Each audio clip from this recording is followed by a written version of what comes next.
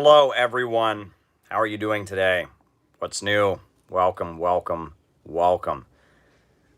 I'm going to do an interesting thing tonight. I've got a topic for us to discuss tonight that will not be what you're expecting.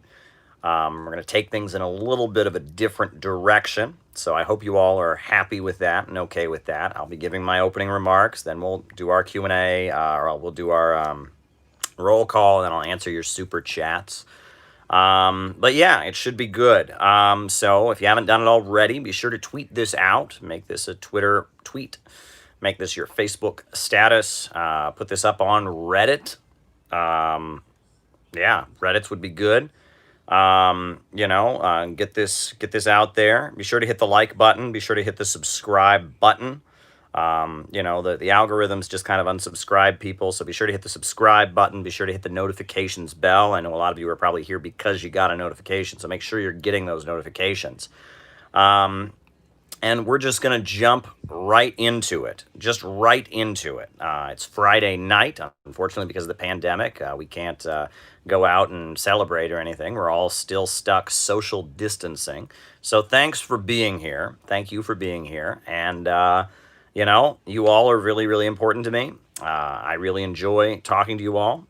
Tomorrow, there's going to be a special live for the patrons only. So only those that have signed up on Patreon and given some donations will be on that. But I'm going to talk to you here tonight about an issue that is very, very important. Pol Pot CIA, very good. I'll write that down. And, I'll write down the super chats as they come in. We'll get to that after we do the roll call, after my opening remarks.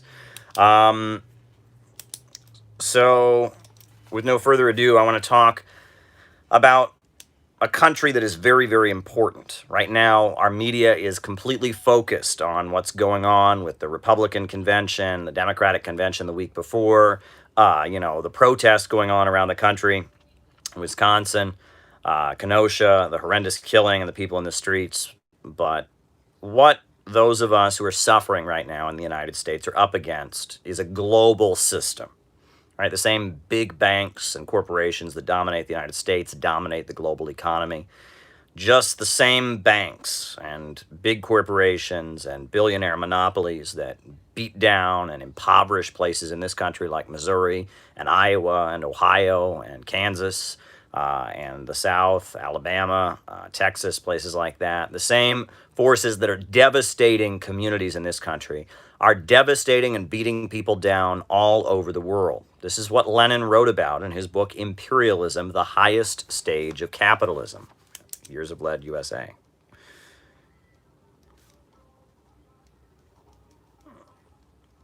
All right, it's a global system where a small group of billionaires and bankers and monopolists based in the United States dominate the economy and based in the United States, based in Western Europe. This is the highest stage of capitalism. It is the period in which finance capital spreads its tentacles all over the world and keeps people poor in order to stay rich and stops the development of impoverished countries around the world.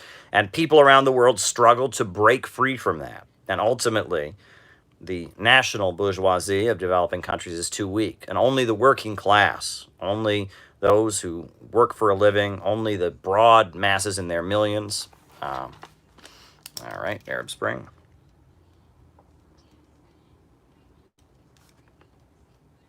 Only the broad masses in their millions, only the working people, only the popular masses are able to defeat the imperialists. The third world bourgeoisie, the third world capitalists are too weak. Countries all over the world are struggling for their national liberation and their independence, just like working people in the United States are struggling against police brutality, struggling against the prison industrial complex, struggling against the lowering of wages and the elimination of good paying jobs, struggling against the fact that their communities are being stripped bare and being, allowing the infrastructure to crumble. The same monster, the same menace that we battle against here in the United States, those of us who want a decent life, the same forces of evil and destruction that we are standing up against are the same forces that are raining death and destruction right now against the people of Yemen.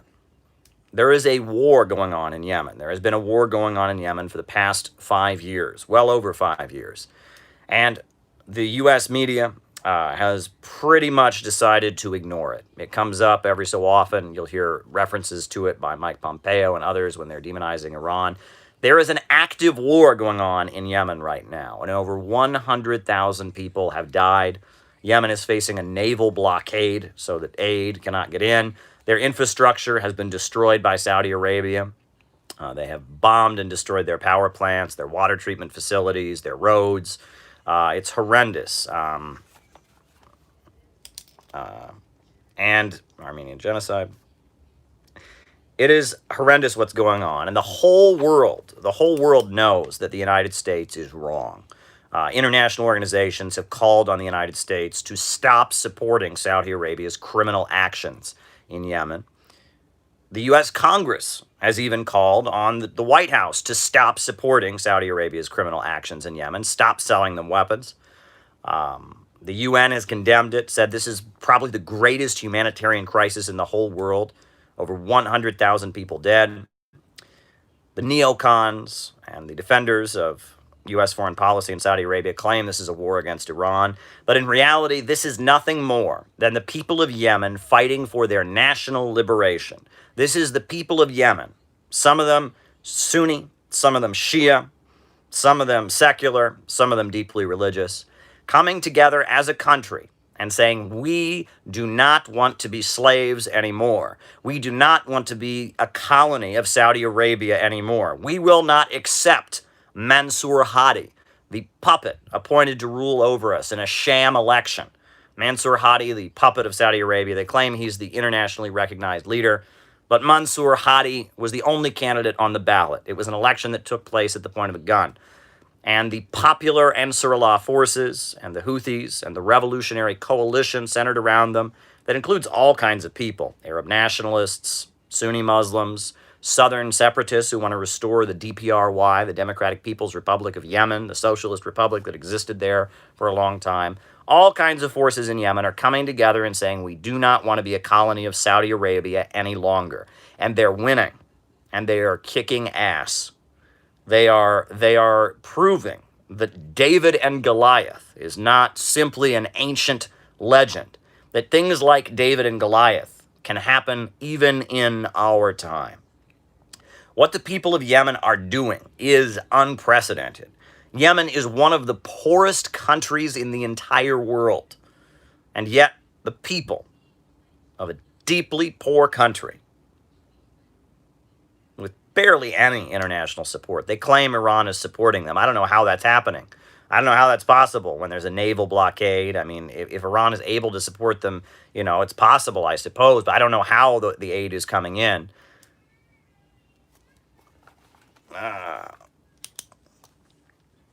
Writing it down.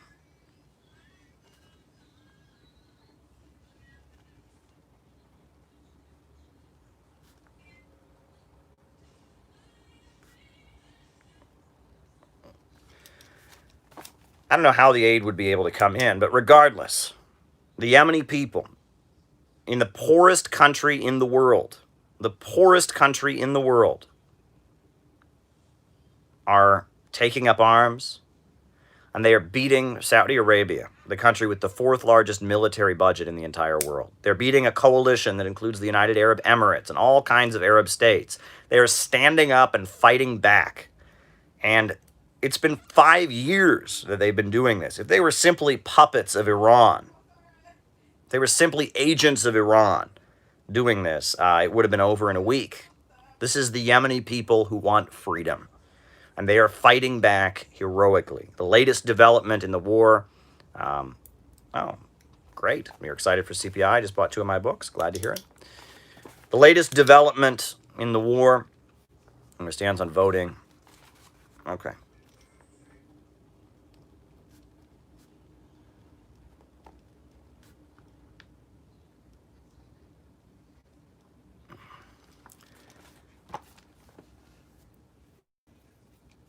The latest development, we've got 40 Republican guards who were defecting to join the Houthis.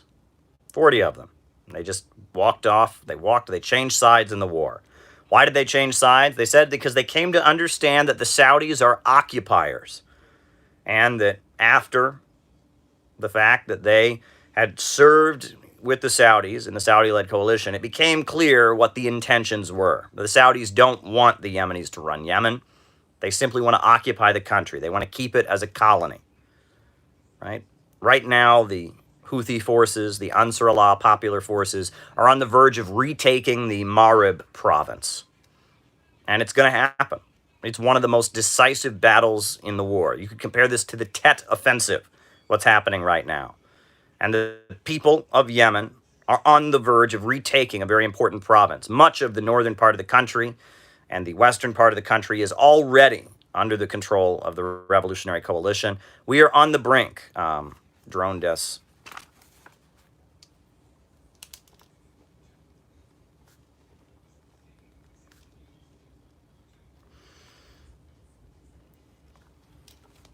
And keep in mind that they're not only fighting against, Saudi Arabia, armed with U.S.-made weapons, against the British, against the United Arab Emirates. They're also fighting against Al-Qaeda and ISIS. There's a great article on Mint Press you can read about how the Houthis defeated Al-Qaeda and ISIS and discovered a camp where Al-Qaeda and ISIS were working together, and showed what Al-Qaeda and ISIS camp, what was revealed inside of this camp, and how the terrorist groups have been operating.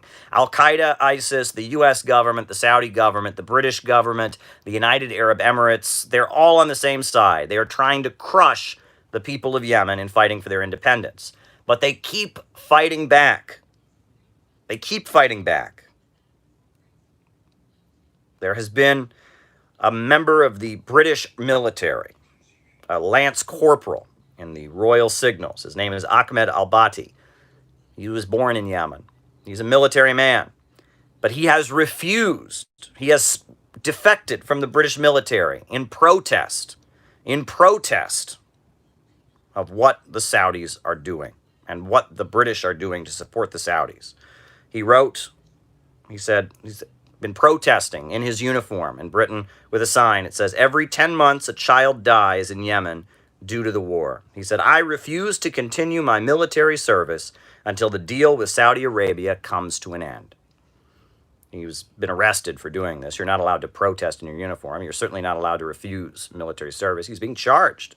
But he says that as somebody born in Yemen, I could easily have fell victim to these airstrikes or died of hunger. What the hell is that? Anyway, I could easily have fallen victims to these airstrikes or died of hunger.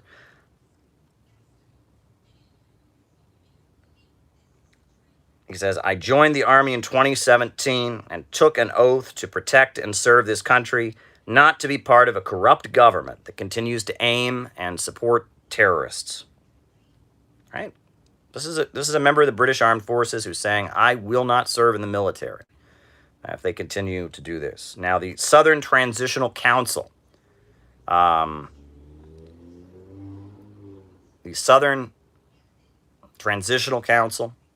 which is a big part of the coalition that the Saudis are using to try and beat down Yemeni independence, it has walked away from the negotiating table. It's so angry at the Saudis. So even within the Saudi coalition, things are falling apart. The people of Yemen want to be free.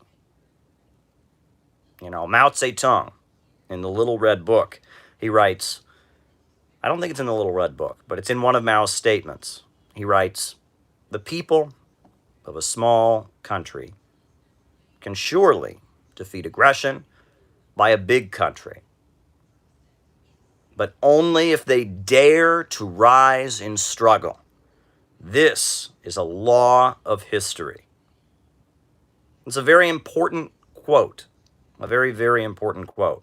The people of a small country can surely defeat aggression by a big country, but only if they dare to rise in struggle. This is a law of history. We saw it in Vietnam. We saw it in Korea. We've seen it in many parts of the world, South America. We're seeing it now in Yemen. Folks, one of my proudest moments was in 2015. I had the honor of being invited to join with the Red Crescent Society of the Islamic Republic of Iran.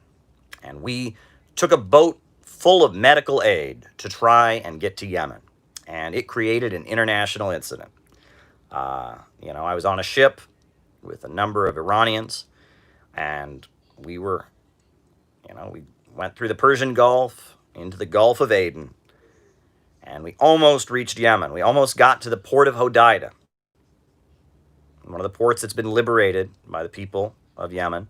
We almost got to the port of Hodeidah to bring all kinds of medical aid. And we had with us the technicians of an operating theater, so they could start doing surgery on Yemenis who'd had an arm or a leg blown off or who needed surgery desperately. And anesthesiologists were on the ship with us. There were medical professionals on the ship. There were tons and tons of flowers. They could start feeding the hungry people. I was on this huge vessel, this huge cargo vessel, heading through the ocean. 13 days I was on that ship. Not many people on that ship were English speakers. That's okay.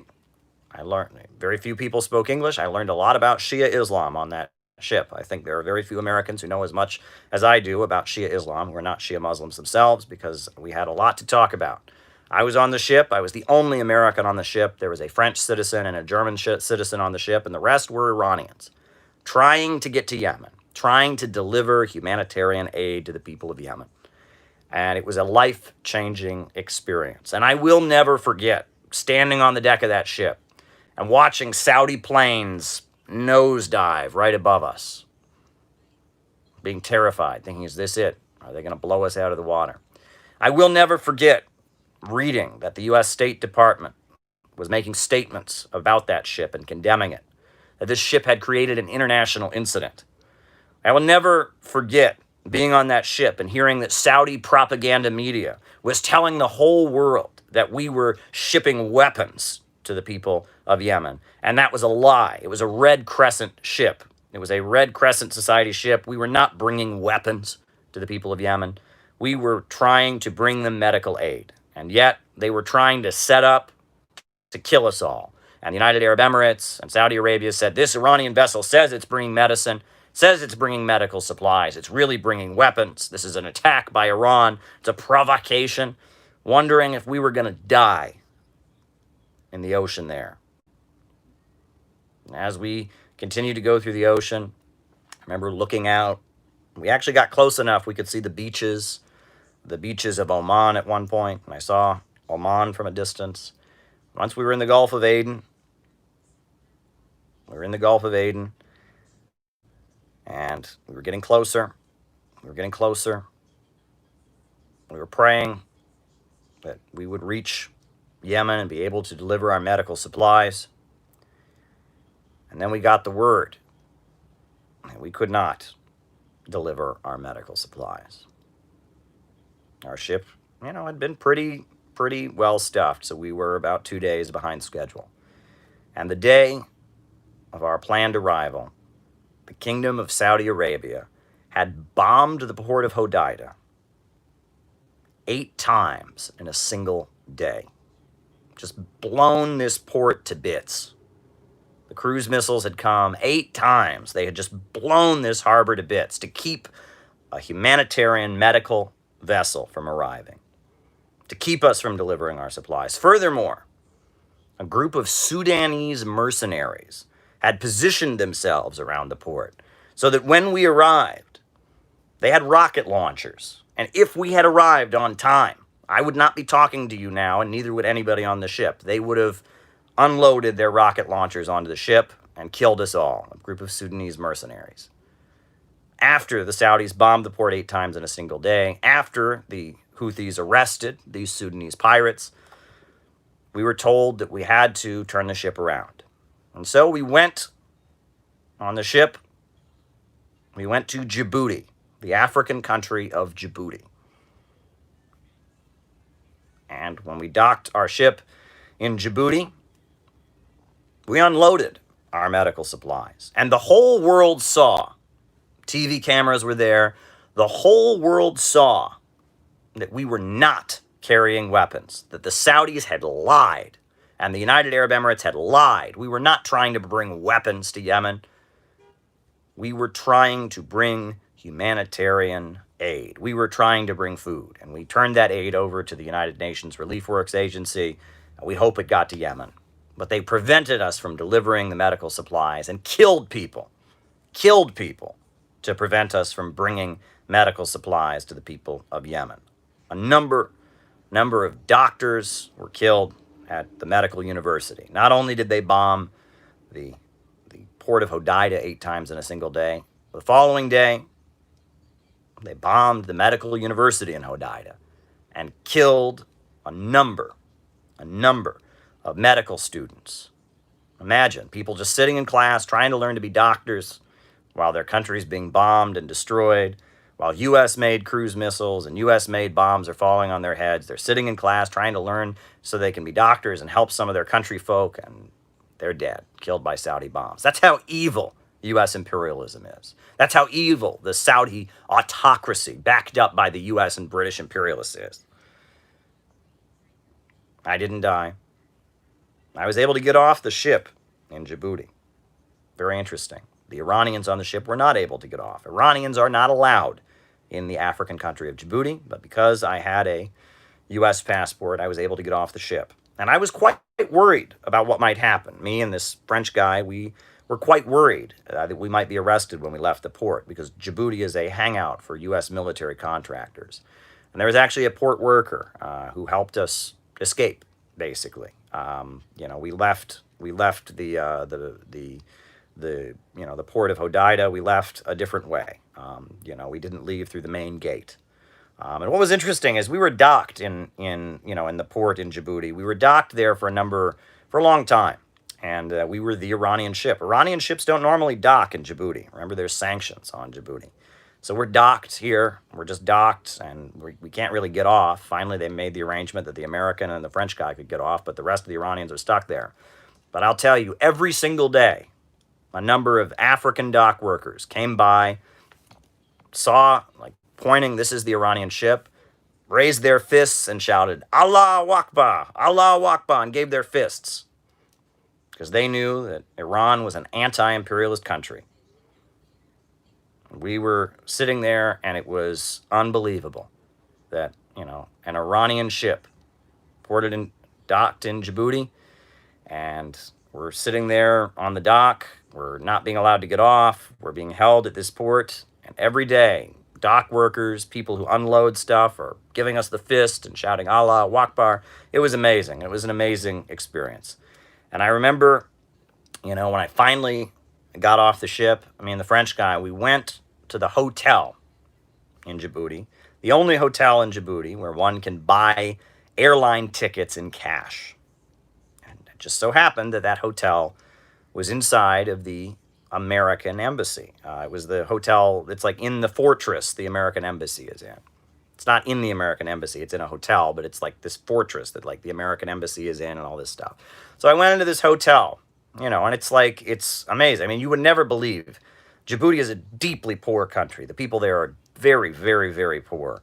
But, you go past through this huge fence and guys with guns, you go inside, and suddenly you're in a really fancy hotel.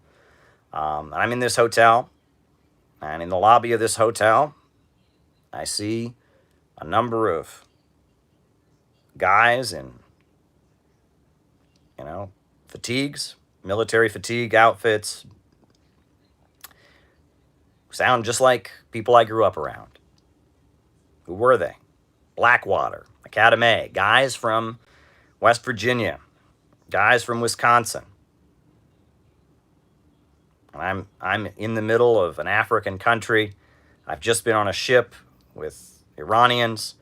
I get off, and here I am in a hotel lobby, and I'm hearing people with the exact same accents that I grew up around. A lot of people I went to school with were from West Virginia because people from West Virginia had been moving to Ohio during the 1980s. My little town in Ohio has a lot of factories in it, or it did have a lot of factories in it. There's a plant called Flotork. There's a Smith Dairy plant.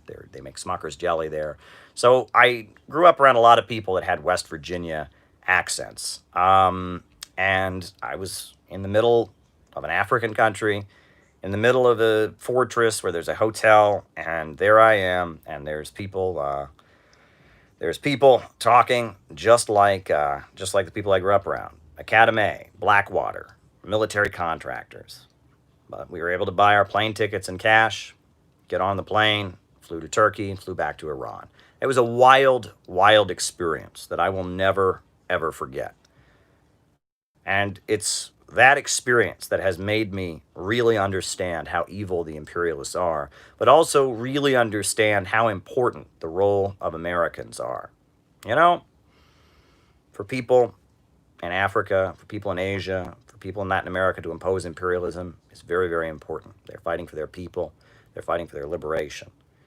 But those of us in the Western countries, we have a very, very important role to play. Because the way the imperialists are able to go around the world beating countries down and plundering them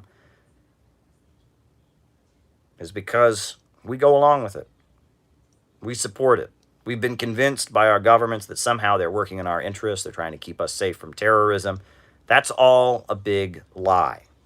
In Yemen, in Syria, in Libya, the U.S. government is fighting on the side of the terrorists. And it's fighting against independent socialist governments. That's what it's doing. In Libya, one of the people who was armed and trained by the United States to fight against Gaddafi became the Manchester bomber, Ahmed Rahami, who blew up the Manchester concert.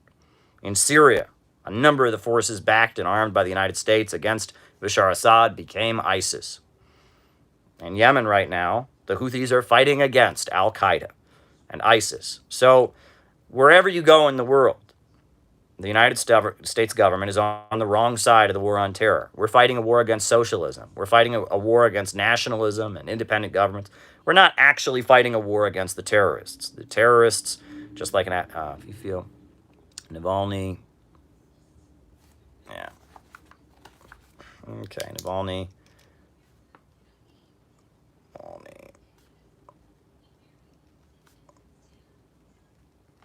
robbing banks, okay. All right. Wherever you go in the world, the U.S. government is on the side of the terrorists. It's not fighting a war on terror. It's fighting a war to maintain the rule of big banks and international corporations and continue to impoverish people here in the United States and impoverish people around the world. And those of us in the Western countries, when we become aware of this, we have a very important role to play because the working class of the United States must align with the people of the world in the struggle against imperialism. The working class of the Western countries must stand arm in arm with the national liberation struggles of the people in the developing world. The future of the United States and the American working class is tied up, inevitably tied up, with the struggle of the people of the world for national liberation. And if we truly want life to get better for American working families, we truly want to end the low-wage police state, we truly want to get out of the mess capitalism has created, we want to build a whole new America, we have to break out of imperialism. We have to break out of the Western capitalist system. We need parts of the United States and the United States itself to break free and end this. There is no future in Western capitalism and imperialism for the American working class. The labor aristocracy is being demolished. The only way we can win our freedom in the West is to join arm in arm with Russia, with China, with Venezuela, with Iran, with Cuba, with Vietnam, with the people of Yemen. Wherever people are fighting against the imperialists, wherever people are fighting against the imperialists, they're on our side because the imperialists are the ones that are trying to destroy our lives. And we need to come to understand that. We need to come to understand this reality. And that is why we need to become anti-imperialists. That's why it's not enough to just be a Marxist, to just study socialism. We have to understand that imperialism is the highest stage of capitalism. Imperialism is a system of global monopolists controlling the world economy. And any victory against the imperialists is a victory for us. It's a victory for you. It's a victory for the people in your neighborhood. It's the victory for the people in your community. Wall Street is our enemy. The Pentagon is our enemy. You know, our real enemy is at home. The people of Yemen are not our enemy. The people of Latin America are not our enemy. The main enemy is the imperialists. And that is something we have to understand. And if you look at it, it's happening right now. The people of Yemen are winning. They're winning. We're on the verge of taking back Marib province. I wanted to just add, before we end the opening remarks about Yemen, the symbol of the Ansar Allah Popular Forces is not widely discussed. It's barely anywhere on the internet can you find their symbol. I think they don't want us to know what it stands for. But the Ansar Allah Popular Forces, they have a symbol, and it's a hand. It's a giant hand. It's supposed to represent the hand of God, holding an AK-47 rifle. But perpendicular to the hand is a shaft of wheat. And that shaft of wheat stands for economic development. Because Yemen, as I mentioned, is one of the poorest countries in the world. But it has a lot of oil. It's got a lot of oil. And the Saudis don't want them to use that oil. The Saudis want to keep it there in their back pocket for if they ever run out or something like that. The war in Yemen is a war between Wall Street and London and Saudi Arabia trying to keep Yemen poor, and the people of Yemen who want to raise up their living standards. It's a fight for economic development and national liberation. And that is very, very important. And not recognizing that, it's often left out of media reports. People don't understand that that's what's really going on there. The program of Ansar Allah is a program of economic development. Okay.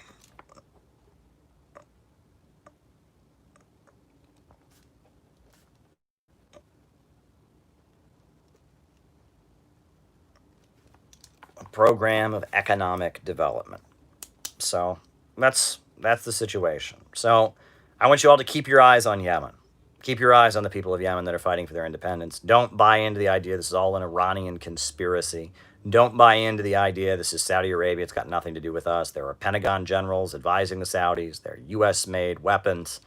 The British are heavily involved. This is an imperialist war, and the American people don't want us involved. Congress has voted to have the American people and the American government no longer involved, to stop selling them weapons. Trump has overruled it. We continue to be involved in one of the most criminal wars that we've ever seen. I mean, this is going to be remembered as a crime against humanity. There is no way the Saudis are justified in doing what they're doing. Bombing whole villages, bombing medical sites, bombing hospitals, bombing schools, bombing medical facilities, bombing power plants. There's no way that the Saudis are justified in doing what they're doing. And it shows the selective outrage of American media. You can bet if Iran or Venezuela were accused of doing something like this, it would be all over American TV. But the Saudi autocracy, the Saudi monarchy does it every day. They keep bombing and bombing and bombing, committing war crimes, killing people. The U.S. media looks the other way, refers to the Saudis as the Saudi king as a wise, compassionate leader. They look the other way while they commit genocidal crimes. Over 100,000 people dead. But the Yemeni people have refused to surrender. They are standing up and fighting back. And this is going to go down in history as a David and Goliath story, as the Vietnam of the 21st century. When the people of a small country can surely defeat aggression by a big country, but only if they dare to rise and struggle. This is a law of history. Oh boy. And on that note, folks, names and locations. I'll call you out as I see you. Who's with us tonight? Who's with us? Who's with us? Names and locations. I'll call you out as I see you. Pirate Alex in Cleveland. Welcome, Pirate. Utah. Argentina. Dallas, Texas, Longwarn. Iowa. Las Vegas. Swine Class. Los Angeles. Texas. Jack Dundee. Argentina. Joe Gale, Nassau County. Jacksonville, Florida. Indianapolis, Indiana.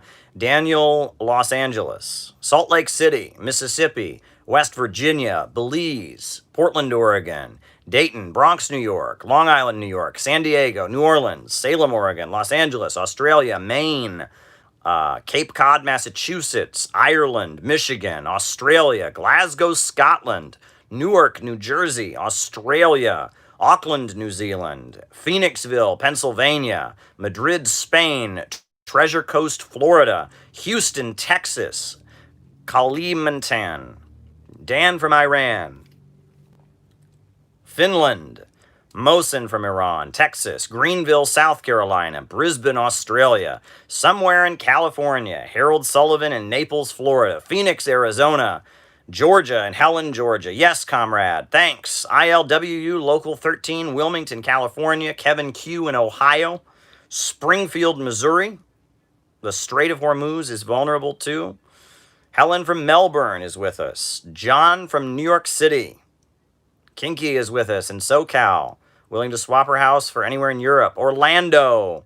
The whole world loves you, Caleb, says Swine Class. Will Lots, Long Island. Pomona, California. Manchester, New Hampshire is with us. Welcome, welcome, welcome, welcome. Who else is with us tonight? Anyone else? I'll call you out. Queens, New York. Bennett Lloyd. Right? I just got home from a flight listening to this as I unpack my baggage, says X. Culver City, West Virginia, Kelowna, British Columbia. Ali from Oman says, thank you for talking about Yemen. White Mountains, New Hampshire, just in time. Billings, Montana. Billings, Montana. All right. Vallejo, California. Jason Sarna. Welcome, welcome, welcome. All right. Folks, if you haven't done so already, hit the like button, hit the subscribe button. Be sure to hit that bell, that notifications bell, because you need to get notifications to know if these lives are happening, right? And if you haven't tweeted this out yet, please do so. If you haven't made this your Facebook status, please do so. Bring your friends, bring the community. We need more people here. The more people, the merrier. It's always good to have people on these lives. And on that note, folks,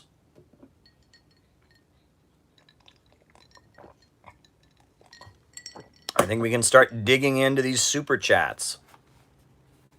All right. Pol Pot, CIA. Yes, that's been well documented that he received U.S. CIA support, that Pol Pot received covert U.S. support. Some people have argued Pol Pot didn't know that he was getting U.S. support, but apparently the USA was claiming it was like, airdropping humanitarian aid into Cambodia at the time. It was actually airdropping money and weapons and things like that. And that's been pretty well documented, that during the Kampuchea War, the United States was covertly aiding Pol Pot. Well documented. Furthermore, Pol Pot, let's talk about Pol Pot's history, right? What did Pol Pot do? He exterminated the Marxist-Leninist wing of the Cambodian Communist Party. And he made the Cambodian Communist Party anti-Vietnamese, anti-Soviet. He, got some support from China, and he got a lot of support from the United States. And he had a fight with Vietnam. Vietnam intervened in Cambodia, and then China invaded Vietnam in support of Pol Pot, the Kampuchea War. Very ugly situation. And one of the things that people who support the Vietnam War will often say is they'll say, oh, well, sure, the Vietnam War was bad, but then afterwards the communists killed all these people. Well, that's because the USA was covertly supporting people like Pol Pot and covertly encouraging China to invade Vietnam, and the USA, realized that its strategy of directly fighting communists wasn't going to work, so Zbigniew Brzezinski and Henry Kissinger figured out how to manipulate communists against each other and manipulate long-standing ethnic rivalries and grievances, and it was horrendous. It was very, very horrendous. I heard the story of a Vietnam veteran. At the time of the Kampuchea War, around that time, you'll remember, at that time, they reinstituted in the United States selective service registration, right? After the Vietnam War, they didn't have any draft registration. But then, in response to Soviet, military intervention in Afghanistan, all right, Turkey. In response to Soviet military intervention in Afghanistan, Jimmy Carter reinstated the draft selective service, and there were national demonstrations against that because the Vietnam War was like had ended just 5 years before, and it was in national memory. And apparently at one of those national demonstrations against the reinstitution of the draft registration, there's a story of a Vietnam veteran got up and he said, when I went to Vietnam, the government of the United States told me that I was there to fight against communists. But now I look at what's going on in Southeast Asia. Right now, it's been proven that the American government is supporting the Cambodian communists to kill the Vietnamese communists. And so the Vietnamese communists are now being attacked by the Chinese communists. And they say that they're doing it because the Vietnamese communists are working with the Soviet communists. Right? It got particularly confusing. What was the USA really in Vietnam about? They were there to fight communists, but then they were supporting the Cambodian and Chinese communists to kill Vietnamese communists, alleging that they were supported by the Soviet communists. It was all kind of nonsensical. It showed that it wasn't really about communism per se. The goal of U.S. foreign policy was to keep these countries poor, keep them underdeveloped, make sure that no country broke free from imperialism. Pretty wild stuff. Years of lead in the United States. Well, you folks remember that years of lead were in Italy, right? After the Second World War, in Italy, the Communist Party was very, very popular, right? The Italian Communist Party, all through World War II, right? Mussolini took power in 1922, the March on Rome, the Communist Party, they were all thrown in prison. Antonio Gramsci, was in prison, wrote prison notebooks. The Communist Party was absolutely illegal, but the communists were there. They were just underground. They operated an underground resistance. And towards the end of World War II, the communists, as the war was coming to an end, they took up arms to fight Mussolini. And actually, there's a very popular song, the Song of the Partisans in Italy. They called them partisan brigades, and that was the communist resistance to fascism, to Nazism, and to Italian fascism.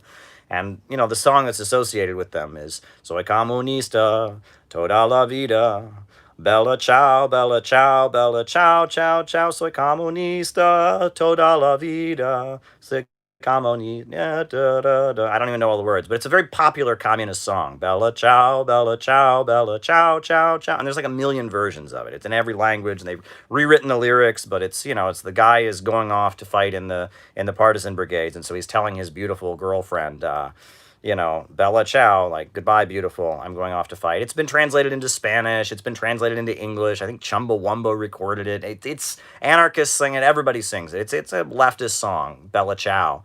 But that was the song of the partisan brigades. And then a lot of Italians, especially towards the end of World War II, when it was just Germany occupying Italy, basically, a lot of Italians came to see the communists as their heroes, right? And they were fighting for their neighborhoods, and they were fighting, and I know people. Panthers United. No, I don't know about it. People just saw the communists as kind of the heroes towards the end of World War II. So after World War II in Italy, they had elections. And the communists did very, very well. And the USA was very, very afraid that the Italian Communist Party would take power, would be elected, and win control of the government, and that Italy would leave the Marshall Plan and join the Warsaw Pact. No, this is not a patrons-only stream. This is a public stream.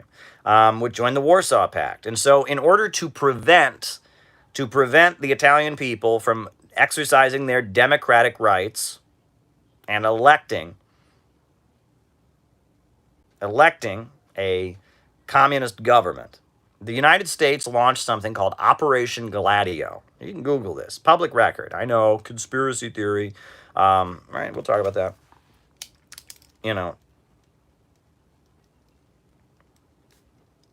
The socialist movement. But Operation Gladio was basically a CIA operation to make sure that the communists never won the elections in Italy. And one of the things that they did was they funded fascist groups to kill communists. And so, fascist sympathizers all over Italy were given CIA support to go out and kill communists, to carry out assassinations. Fascinating. In Germany, there's no neo-Nazism, right? You say the word Nazi in Germany, if you do the Hitler salute or something, you go to jail. But in Italy, ever since the end of World War II, there have been all kinds of pro-Mussolini fascist groups, mainly because of the fact that the CIA thought those groups were useful against communists. And so all kinds of U.S. funding and covert support went to support the Italian fascists to assassinate communists. Then the CIA started supporting ultra-left communists. It gets even wilder than that, right? So in addition to supporting fascists who killed the communists and leaders of the Italian Communist Party, they also funded these ultra-left groups, right? The Maoist, Trotskyist, crazy. They call them Red Brigades. These were like terrorist groups, extremist groups, kind of like the Weather Underground or the Red Army faction in Germany, Baader Meinhof or whatever. They were nutty terrorist groups that would blow up buildings and kidnap people. And and they were being covertly supported by the CIA also to discredit communists. The CIA said, okay, well, maybe the fascist thing is just creating sympathy for communists, but if we fund these ultra-left crazies, they'll go blow something up, and people think that's horrible, and they'll vote against the communists because they'll identify them with communism. So in Italy, they talk about the years of lead. And those are the years in Italy where basically the country was reduced to chaos, with fascists and communists blowing each other up and killing each other and shooting each other in the streets in order to prevent the country from having peaceful, fair, and square elections to vote for the communists. So this person says, are we heading towards the years of lead in the United States? I sure as hell hope not. That's not what we need. It's not a good situation. But we're seeing a lot more political violence than I've ever seen in my lifetime, for sure. I mean, people used to talk about the 60s being a time of turmoil. I mean, it certainly was, but my God, lately, it's the protests, the killing, the shooting. How many people have been killed? This kid, this Kyle Rittenhouse or whatever, he's not the first person to go to a Black Lives Matter rally and shoot. Somebody in Detroit drove up to a Black Lives Matter rally and shot somebody. It happened in Iowa, I believe. It happened in Illinois. All over the country, there's political violence going on. Now we've got the NFAC, a group of black folks that are taking up arms for self-defense. We got militia groups all over the country. It's a very scary situation. Very, very, very scary situation. And a lot of instability here. A lot of people worried about the upcoming election and what could happen. This is not a good situation at all. I really hope we're not heading toward years of lead, but I understand why the person who raised that super chat might have made that analogy. Now, it's interesting because the next super chat I got was asking me about a Marxist analysis of the Arab Spring.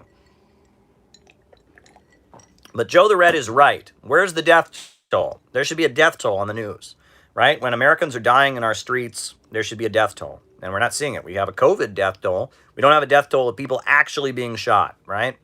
Where is the death toll? Where is the body count? There should be a body count for what's going on right now. There should be a body count. If people were dying in the streets of any other country, they'd be giving us a body count. This many people have been killed in the protests. This many people have been killed. How many Americans have died for exercising their democratic right to protest? You tell me that. Why is the media not covering that, right? They say the media is so sympathetic to these protesters. Where's the body count? Where's the death toll? Where's the death toll? Right? Where's the body count? Right? If this was any of it, if this was Venezuela, they would be saying, the Venezuelan regime has killed this many protesters, right? And they would, every protester who died, no matter what, would be the fault of the Venezuelan government.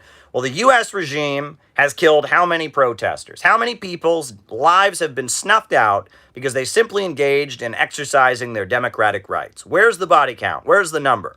Right? It's way bigger than 2 in Kenosha. Where's the body count? Where is the body count? People are asking, is there infiltration? I'm sure there's infiltration of these right-wing militias. Sure, there's infiltration of the left as well. Globalization and a greater global vision. Okay. But yes, where's the body count? Where is the body count? And, it should fill you with outrage.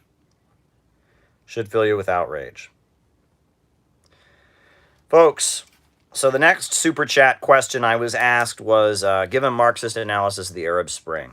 Very easily done. The Arab Spring, you'll remember there was a global financial crisis in 2008, 2009, a huge, all over the world there was mass unemployment as a result of that in the United States, in Europe, in the Arab world, in Africa, in Asia, in many places. China recovered very quickly from the financial crisis and just started speeding ahead. So did Russia, but a lot of countries around the world were just devastated by the financial crisis. There were a lot of protests in Europe. There were anti-austerity protests in Europe and Greece and Spain, places like that. So in the Arab world, you had mass unemployment. You had many people who were young and without a job. And it accompanied a huge drought that took place because of global warming. So a lot of the people in the Arab world who were supported by farming primarily, right? Because, a lot of these governments have done a lot to irrigate the country and such. And a lot of the people in the Arab world who depend on farming were forced to go to the cities and beg for work. And in Egypt, there were thousands of youth who lived in the graveyard, right? There was a big graveyard in the center of Cairo, China and Australia, right? And because of that, there was this big graveyard. There were thousands of unemployed youth who lived in that graveyard. In Syria, a lot of the more religious folks who live in the countryside and are deeply conservative and religious, because of the drought, because of the unemployment, were fleeing to the cities. The cities in Syria are much more liberal. Women don't wear hijab, alcohol. People drink alcohol and stuff like that. There was kind of a culture clash because there was deeply conservative folks in the countryside, more liberal folks in the cities. That's all over the Middle East. In Egypt, it's the same way. Rural folks tend to be deeply conservative and religious. Urban folks tend to be more liberal.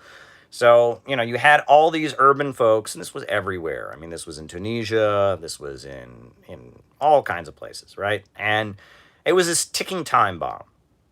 It was a ticking time bomb. I actually remember I was in Detroit. The summer of 2008 when Obama was running for president.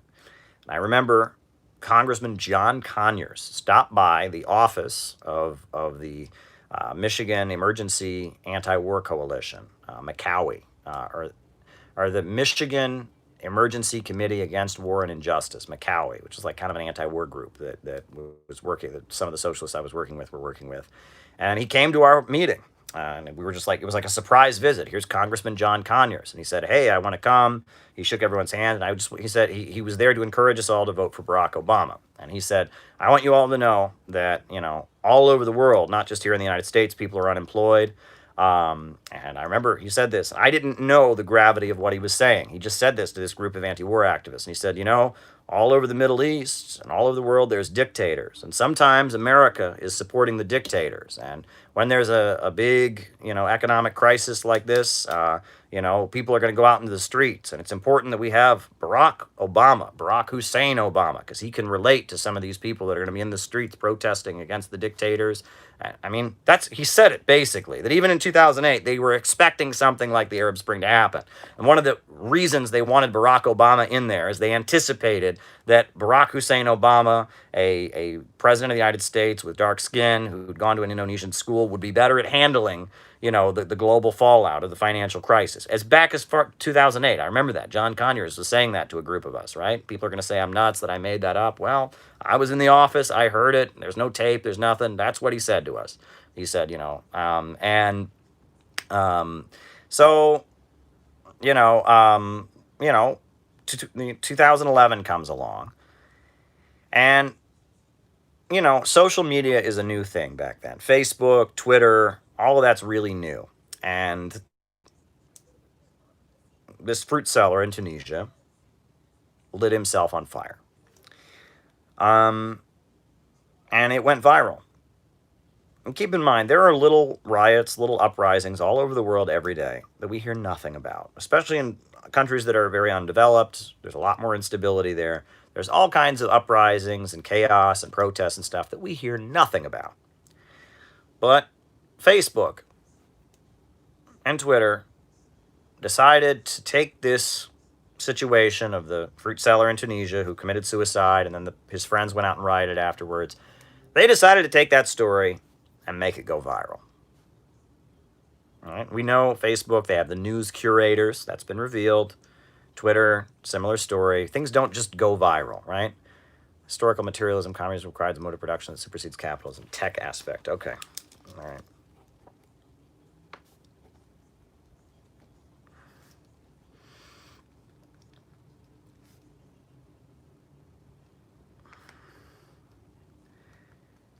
Went viral.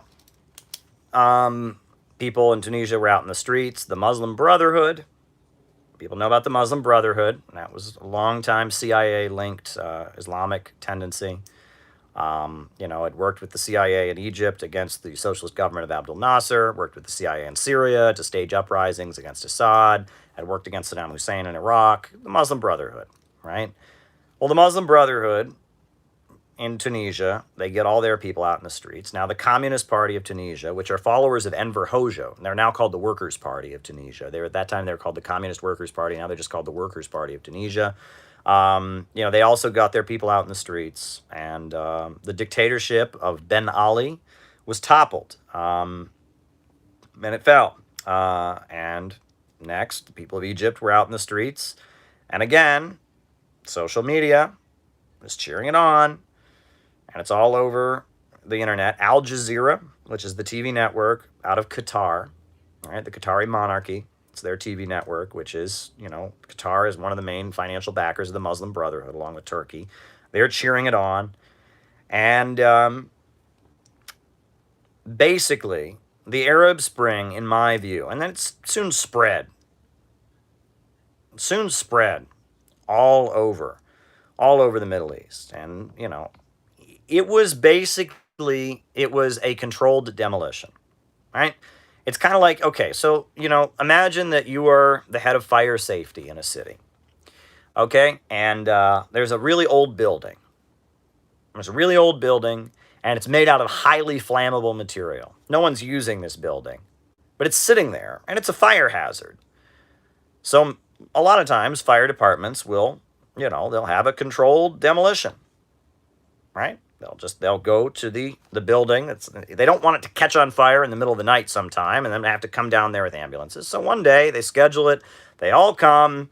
They pack it with explosives. Kaboom. And it's gone.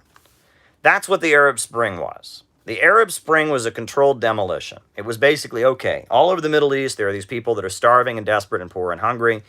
It's only a matter of time before dictators who've been backed up by the United States, like Ben Ali, like Mubarak in Egypt, Hosni Mubarak, it's only a matter of time before they are overthrown in mass revolts. Oh, Gramsci, okay.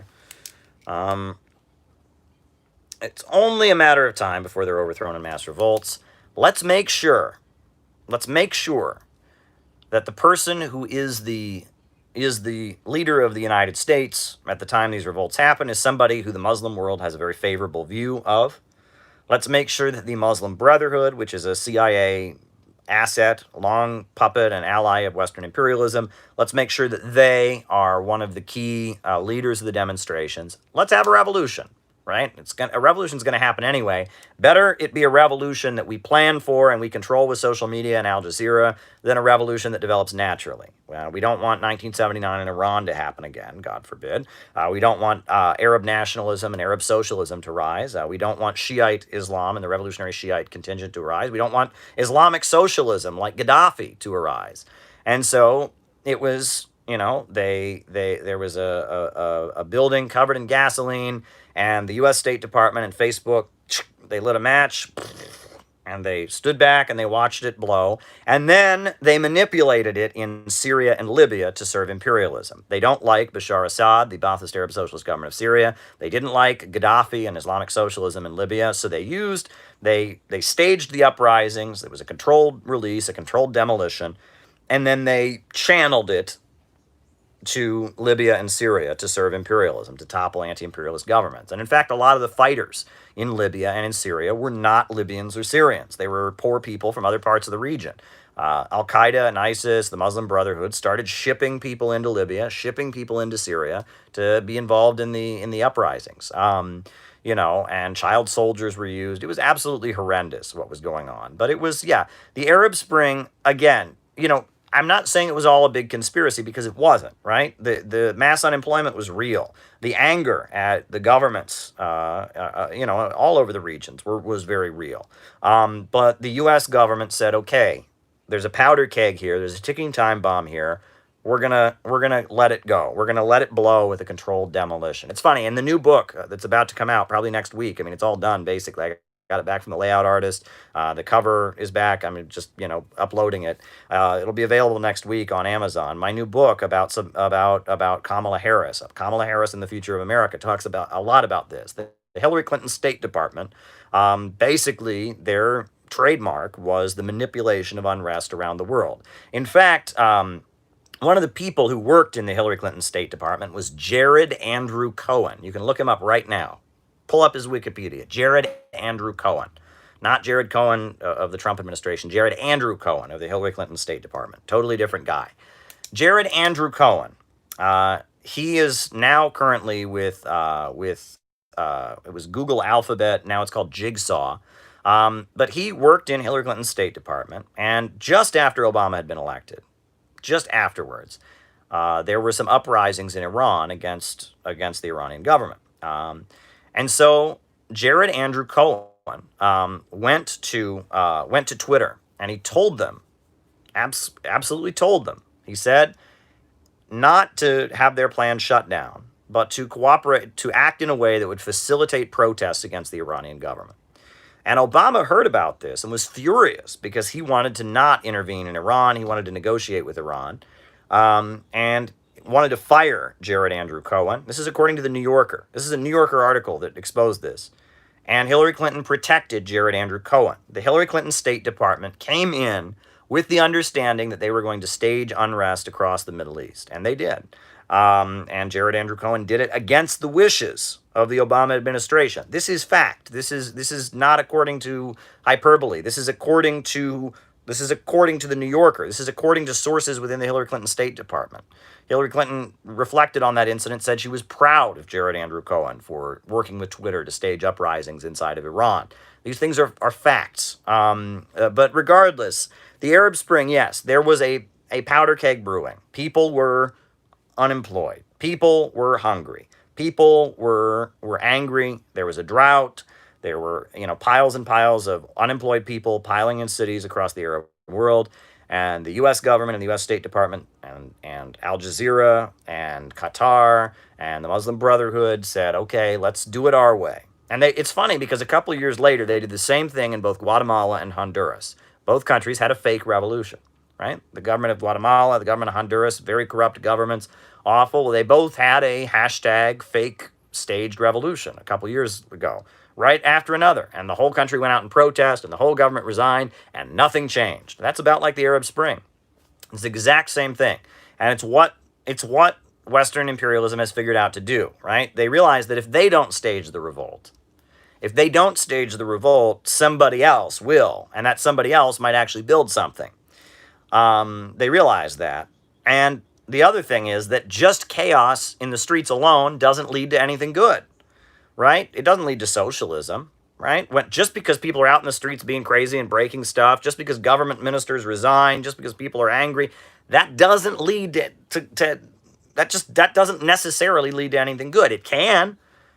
If there's a revolutionary crisis and there's a vanguard party, a political force that is able to seize the moment and come to power, sure. That happened in Iran, happened in Cuba, happened in Venezuela, happened in Russia, happened in China. But if it's just chaos,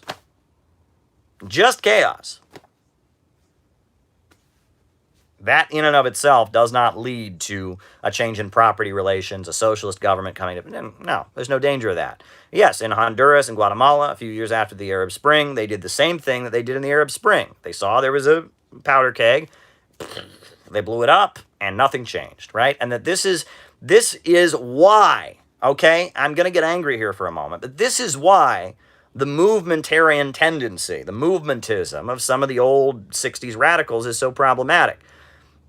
Just the movement, people being in the streets and protesting, does not lead to socialism, okay? Without socialist ideology, without a Marxist community, without a group of people who are dedicated to building socialism, without the constructive side, demolition and chaos alone doesn't accomplish anything good, right? And that the imperialists actually don't mind it to some degree because it leads to greater instability, which leads to greater austerity and greater poverty. You read What Is to Be Done by Vladimir Lenin. He talks about, yes, agitation and all of that. But at the same time that a revolutionary is agitating or whatever, a revolutionary is also propagating and building up their own organization and promote. It's, yes, in the past, historically, revolutionaries have created chaos in society. But at the same time that they're creating chaos, they're also creating stability. They're building a very, very stable organization of people that can seize the moment amid the chaos. And there's no danger of that happening anywhere in the world. There is no vanguard party in the United States. There is no vanguard party in many countries. So you just have chaos. You just have chaos in the streets. The imperialists actually like it, right? It blows off steam, makes people angry, then nothing changes afterwards, so they get demoralized and they don't get excited the next time. They don't really mind, right? That hashtag revolutions are not revolutionary. They're not. I mean, and that's what the Arab Spring should have taught us. That's what people should understand, that people being out in the streets and breaking stuff and screaming against the old government, but no revolutionary vanguard, no ideology, no group that's pushing to build a new society, in and of itself doesn't lead to anything particularly good. And that is what we all should have learned from the Arab Spring. I don't really want to address that issue. Well, you know what? I'll address it. I'll address it, okay? I'll address that, actually. You know what? I will address that issue. Okay. But yeah, that's what we should have learned from the Arab Spring, and that's what we should learn from right now. Look, people are all over the country protesting around Black Lives Matter. They're in the streets. They're doing acts of vandalism. They're doing acts of, they're acts of civil disobedience. There's all kinds of stuff going on. Is any of this going to lead to socialism? No. I mean, none of it's going to lead to socialism. Why? Because hashtag revolution, that socialism is not created by chaos in the streets. Socialism is created by a vanguard party seizing the moment. And there is no vanguard party. There's no Marxist community in the United States. So that's what you need to understand. And I think we should have learned that from the Arab Spring. All right. As far as the Armenian genocide, I don't know enough about it, so I can't give you an answer that will be sufficient. I apologize for that. That's an issue I need to study more. Alrighty. Now, someone said, reorganized mode of production under capitalism and socialism. Okay. And I think there's actually a similar question of the person who asked me about the tech aspect of communism over capitalism. So I'm going to address both of those. There's a very good writer named Nelson Puri. I really like Nelson Puri's writing, not just his Marxist writings, but also his autobiography, Black Fire, and then later Black Radical. Very good memoirs of the Communist Party in the 1930s, 40s, and 50s, and 60s. But he wrote a book called The Future is Up to Us, which is a very good Marxist analysis of the United States and where it's going. And he talks about the computer revolution and the role it has in the transition to communism. Basically the point is this, okay? So, right, history, as Marxists understand it, Marxists understand history in terms of historical materialism, right? That history is a train speeding forward, constantly progressing, constantly advancing, driven forward by class struggle, driven forward by contradictions, right? Things that cannot coexist, they clash. Right? The first you have a thesis, then you have an antithesis. They clash and create a synthesis. This is how history moves ahead. This is Marxism. So originally, human beings were hunter-gatherers. Hunter-gatherer civilization was how human beings lived for the overwhelming majority of human existence. We were hunting and gathering in the woods, tribes of 20 to 30 people. We got too good at it. We developed spears to kill animals more effectively. We developed rocks to, throw at the animals. We figured out the patterns and how plants grow, fruits and vegetation and such. There was a scarcity of animals. There was a scarcity of fruits and nuts to gather. Why? Because we, with our creativity and brilliance, we got to be too good at hunting and gathering. There was a contradiction. And because there was a scarcity and people in these hunter-gatherer tribes were starving and all of that, out of necessity, we had an economic revolution. We created a new mode of production.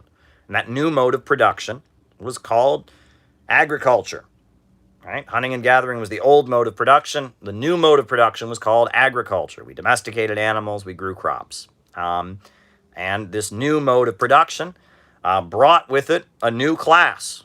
Landowners, people who own the land, right? If you're privately, hunting and gathering, no one owns any land. If you're hunting and gathering in tribes, but when you start settling down on, growing crops, domesticating animals, suddenly you have private property, and you've got some people owning the land. And then, of course, some people's animals die, some people's animals live, some people's crops fail, some don't. So pretty soon, you've got people who own the land, and then you've got people who work for people who own the land. So suddenly you have classes. So there's a social revolution. New classes come into existence, right? The landowners and slaves, new classes. And then you get a new political formation. Governments come into existence to enforce the rules of whose property is whose property and who is the landowner and who is the slave. So the state comes in and you have a political revolution. And that's how every great advance in human history comes. First, there's an economic revolution, a new mode of production, followed by a social revolution on the creation of a new class. And then the social revolution results in a political revolution, and a new kind of government comes into existence. So when we transitioned from hunter-gatherer civilization to agriculture, there was that 3 stages of revolution played out. Well, speed ahead, right? Feudalism, right? Feudalism is the system of landowners and serfs, right? You've got the monarchy as the system. Well, feudalism was toppled. First, a new class came into existence. First, there was a new mode of production, right? There was industry, people making products. You had craftsmen who made products. You had merchants who took products like the silk from the East with the Silk Road and brought it to Europe. You had merchants, the merchant class that took the products of craftsmen and sold them all over the world. You had, individual, industry and the creation of products. People weren't farming necessarily. I mean, they were farming overwhelmingly, but you had a new group of people who weaved for a living or, made baskets or did pottery or carved wood or whatever. You had craftsmen, people making products, right? And you had merchants, people who sold products. They took products from one place and sold. So you had the creation of new classes, a new mode of production, industry.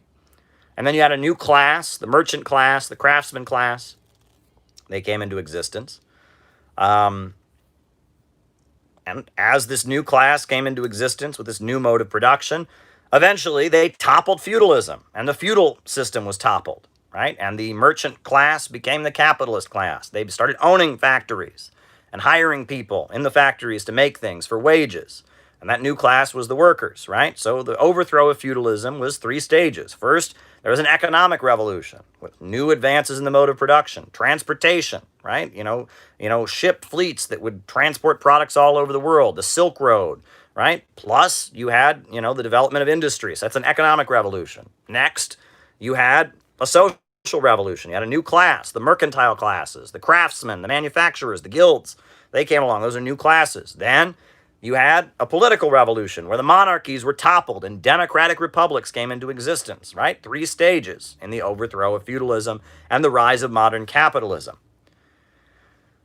So, Marxism has us understand that we are at the very beginnings of the next stage, where capitalism will be replaced by socialism, right? That capitalism has created a new class, the working class. Those who sell their labor in order to survive.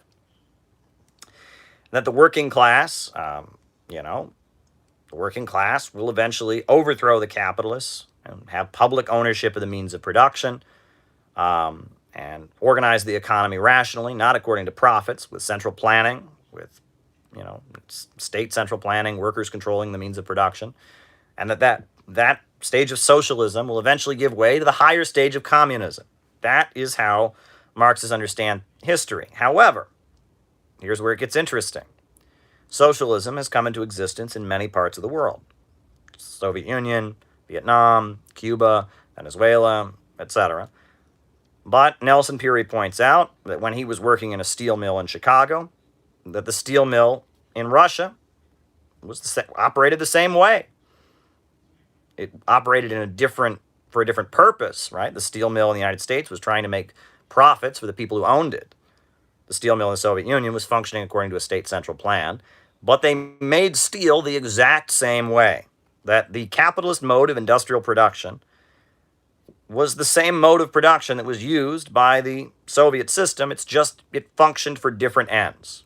The electricity was made the same way from Soviet power plants as it was in American power plants. The oil was pulled from the ground the same way in the Soviet Union as it was in the United States. And that socialism, so far, has only been the capitalist mode of production reorganized to not serve profits, right? We're going to take the capitalist industrial system and we're going to have state central planning and public control over it, and make it serve the public. And it's enabled developing countries to industrialize.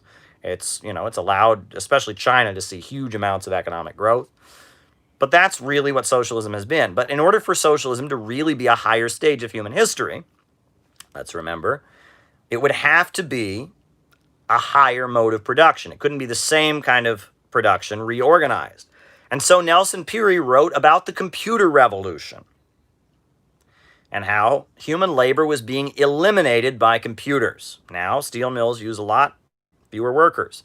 Now, a lot of jobs that are done by people are done by machines, right? This is what Nelson Peary wrote about. And that the computer revolution is eliminating the proletariat from the assembly line. The proletariat is being eliminated from the assembly line. And instead of being just the proletariat, it's becoming what he called the precariat. Because it only works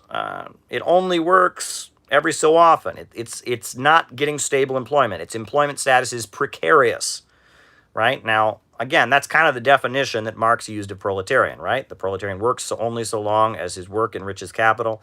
But at the same time, there's a class of like almost permanently unemployed people coming into existence. People who don't really have a stable existence as a worker and are being cast out because of the machines. And it's because of the computer revolution. And Nelson Peary argues that the computer revolution is laying the basis for a new mode of production that would, obviously be an economic revolution created by the computer revolution. That would then follow by a social revolution of this new class of the people who become outcast and don't have a place in the capitalist system anymore because they can't sell their labor. And so that will lead then to a political revolution where this new class, the people who've been cast out and don't have a role in the economy anymore because of automation and the computer revolution, seize control of the means of production. I think he's onto something. And I hope that answers those two super chats that came up. And that's basically the question, is that so far socialism has only been a reorganization of the capitalist mode of production. But the computer revolution is laying the basis for a new mode of production and a new class of the permanently unemployed, the precariat, who can seize control of the means of production and can operate them with a political revolution in which a new state based on the needs of the precariat, of the new class, comes into existence. That's what Nelson Peary argues in his book, The Future is Up to Us, and it's a very good book, and I recommend it. Don't necessarily agree with everything in it, but I think that he's on point in a lot of ways. And I think that's the tech aspect. And the fact that in China, the computer revolution has not led to mass unemployment. It's actually made the state-run socialist economy more efficient, points to the fact that China, with its state central planned economy, an economy that's controlled by the Communist Party, that points to the fact that China, could be the cutting edge of bringing in this new mode of production and this new social system. And that's very exciting. China is pushing really, really hard, for example, to get us off of fossil fuels, right? Fossil fuels, look at Wall Street, right? Somebody said, I don't ever criticize oil companies. Well, they're full of malarkey because if you criticize Wall Street, you criticize bankers, you're criticizing oil companies, right? J.P. Morgan Chase is ExxonMobil. They are almost synonymous. HSBC Bank is BP, British Petroleum. They're almost synonymous, right? Big oil is Wall Street. Rockefeller is big oil. Rockefeller is Wall Street. J.P. Morgan, right? General Electric, they're tied in with Chase Bank. They're tied in with ExxonMobil, right? J.P. Morgan Chase is ExxonMobil Bank. HSBC is British Petroleum. I mean, this is how these things are working. And that Wall Street rules the world by controlling the most vital resource in the world, oil, right? Very few countries that produce oil are independent. Russia is independent. It's an oil-producing state. It's independent. Iran is an oil-producing state that's independent. Venezuela is an independent state that's independent, that has oil that's produced. But most oil, whether it's in the Arab world, whether it's in Nigeria, most oil in this world is under the domination of Wall Street. And that's how they rule the world, is that oil runs the world economy, and oil is controlled by Wall Street or fracking companies, right? There's plenty of fracking companies that are in competition with the big four super major oil companies. Well, China is saying this must change, and they are pushing fusion energy like crazy. And Russia, even though Russia is oil is essential in what Russia does, they are also pushing international cooperation around fusion energy. Fusion energy could get us out of fossil fuels. It's amazingly exciting. Tech banking and its threat to money banking. Okay.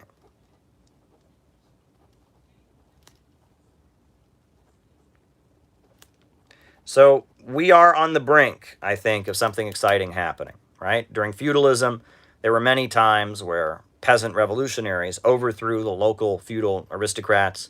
They seized control of the land and they held it in common, sometimes for over 100 years. In Germany, there was a Christian peasant commune that existed for 100 years, where the peasants overthrew the aristocracy and they held the commune, and they were saying it was, Jesus, Christian socialism or whatever, but they never developed a higher mode of production. And eventually feudalism overtook them because they had the same mode of production. And that happened many times. In China, it was almost routine, during feudalism, that every so many years there would be a peasant uprising, and the peasants would start seizing the land, holding it in common, and trying to fight off the landlords.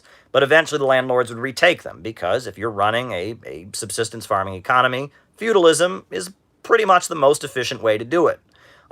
It wasn't until a new mode of production emerged that feudalism could really be overthrown, and that was the rise of capitalism. It wasn't until the mercantile class came along. That they could actually permanently overthrow feudalism, because they had a higher mode of production. So is it possible that the problems that socialism had in the 20th century was because a higher mode of production had not yet arrived, and that what we're seeing now, the computer revolution, is laying the basis for socialism to permanently overtake capitalism? Is it possible? I very much think it is. All right. That should answer. There was 2 super chats on that question. All righty. All right. The next question is voting to establish socialism. All right. I've answered this question before, but it bears repeating. Let me answer it. 1 second here. Just pouring myself some more orange beverage. Unnamed orange beverage.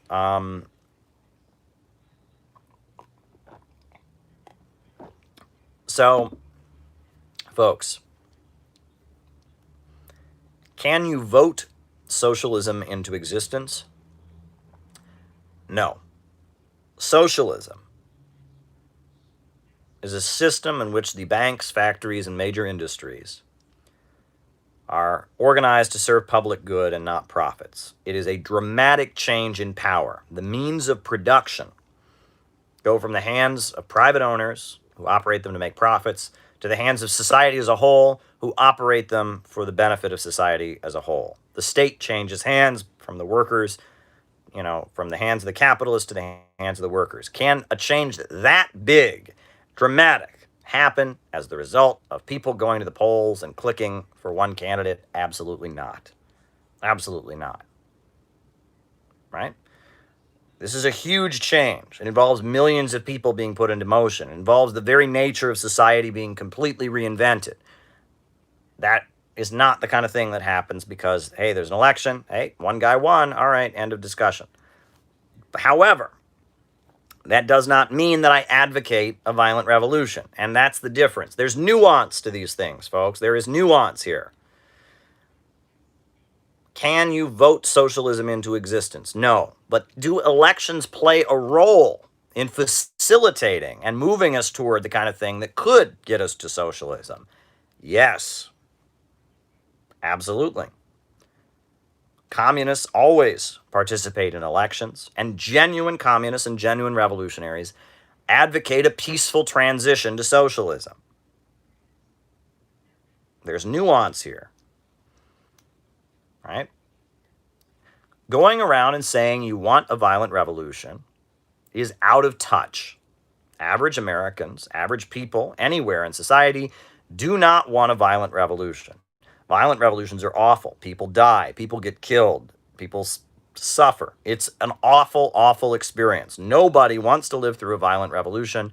Nobody wants to participate in a violent revolution. Many people that are youthful, that are adventurers, that are middle class, that think it's an action movie, maybe they want to. The reality is the overwhelming majority of the human race does not want to participate in a violent revolution.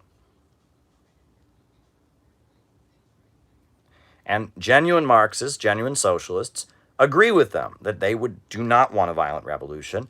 They advocate a peaceful transition to socialism. They advocate communists running for office. They advocate building a popular front or a people's coalition against the monopolies and against the big corporations, that brings people into the political process. They advocate building community organizations and community assemblies. They advocate building solidarity with countries around the world. They advocate building up popular forces, a popular coalition that would be able to peacefully and democratically take power and begin to transition the country to socialism. But they also recognize that the ruling class is very violent. And even though, according to their own laws, they should allow this to happen, right? If they were to really practice freedom of speech, freedom of assembly, they should allow the working class to peacefully come together, build a coalition, and get elected. They should allow this to happen. However, communists realize that the ruling class is very violent and often suppresses people's basic democratic rights and forces people to defend themselves. And communists absolutely do believe in the right to self-defense, that when people are being killed, when people are being attacked, they have the right to not just roll over and take it. They have the right to fight back when they're being attacked. And so, communists advocate a peaceful transition to socialism, but they educate the working class about how ruthless the ruling class is, how they would abolish democracy in order to prevent the people from exercising their democratic rights and peacefully transitioning to socialism. They advocate a peaceful transition, but they educate people about the nature of the state. And they participate in democratic elections, they run for office, they put forward a socialist program, they seek to take power peacefully, they seek to mobilize people in a peaceful, legal, and democratic manner, but they recognize at the same time that the ruling class could and most likely will abolish democracy in order to hold on to power. And when that happens, the people will have to defend democracy. They'll have to defend the republic. They'll have to defend their voting rights. They'll have to defend the right to peacefully assemble, and that people have the right to do that. They have the right to self-defense. So this is a nuanced position. You generally get two types in the socialist movement. You get people running around going, yeah, revolution, people's war, guns, terror, and that's nuts. And it's not working class. It's ultra-left adventurism. Most people think you're insane. Nowadays, people can go to jail for terrorism and stuff like that if they talk that way. And honestly, you shouldn't be talking that way, not only because it's not safe legally, but also because it's not correct. It's not what communists do. Communists do not engage in acts of terrorism. Communists do not form armed bands that go around terrorizing people. Communists do not boycott elections. That's not what communists do. Communists seek to take power peacefully. They build coalitions, they bring people together, they participate in the peaceful, democratic, legal process while educating the people about the fact that the ruling class may try to strip them of their democratic rights, and in encouraging people, letting people know that if that happens, if their democratic rights are being infringed on, they have the right to defend themselves. That's what communists do. That has always been the communist position. And it's a nuanced position. You get some types that are just like, oh, we're going to vote socialism into existence. Well, voting will be part of it. It will absolutely be part of it. Then you get some types that are just wild, revolution, tear it down. Well, they're wrong, right? That's not working class the way they're talking about. It's a nuanced position. Scientific Marxism is not simple. It's not simple, right? We saw what happened in Chile, for example. In Chile, socialists were voted into office, but because the state had the guns and the weapons, the state and the people were not in a position to defend themselves, and there was too much faith. There wasn't a strong enough coalition among the people. The Pinochet regime was able to come in. But if you look at Venezuela, a socialist was elected, and a military coup was attempted against Hugo Chavez, but the people were able to mobilize and beat that coup back. And now they have things like Bolivarian militias. They've created a very different process. That yes, socialists always advocate peaceful transition to socialism, but they also recognize that the capitalists probably won't accept a peaceful transition to socialism, and that if that were to happen, if the capitalists, in order to preserve their profits, were to be violent, that a people's coalition, an elected socialist government, would have the right to defend democracy from fascism. That is the Marxist position, right? When Abraham Lincoln was democratically and peacefully elected as the leader of an anti-slavery coalition, some didn't want to abolish slavery. Lincoln said he didn't want to abolish slavery. Some wanted to abolish slavery. Some were Marxists. Some were Christians. It was a broad anti-slavery coalition that took office in 1860. When that happened, the slave owners acted anti-democratically, and they took up arms against the U.S. government, not recognizing the democratic results of the election. So Lincoln did the same thing that socialists and communists would do in such a circumstance. He mobilized the people, the U.S. military, the population, to defend democracy and end the terrorist violence of the slaveholders intended to uphold their property against democracy. And yes, if a socialist government in the United States were elected and the capitalists took up arms against it to beat back the people's decision, a socialist government would have the right to do what Abraham Lincoln did and defend democracy, right? But socialists favor a peaceful transition. Communists favor a peaceful transition. And this is what you must understand, right?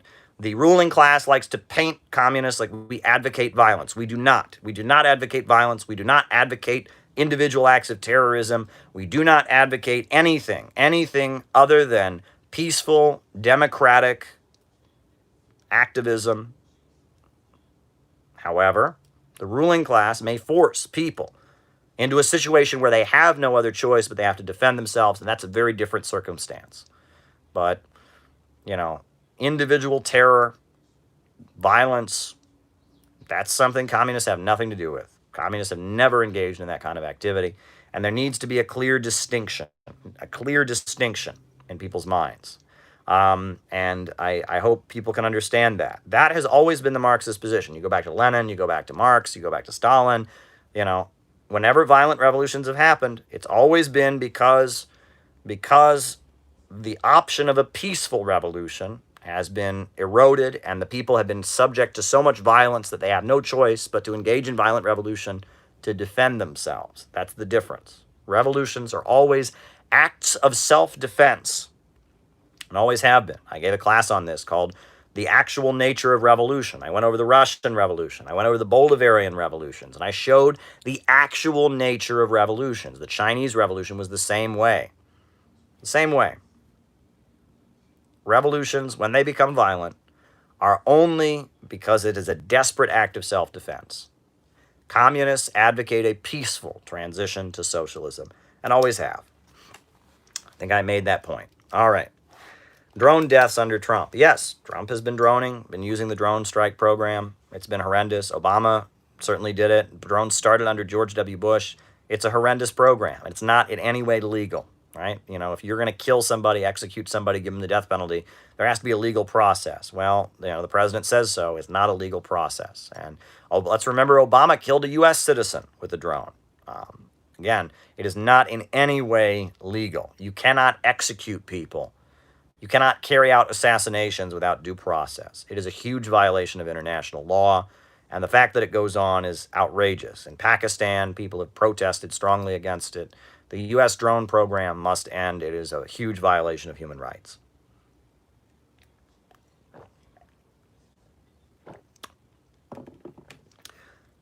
I'm being asked about this individual Navalny in Russia.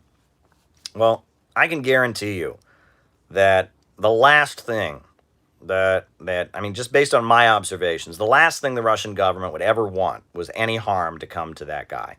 Because that guy, if he so much as gets a toothache, they blame Putin for it. The Russian government did it. The Russian government did it.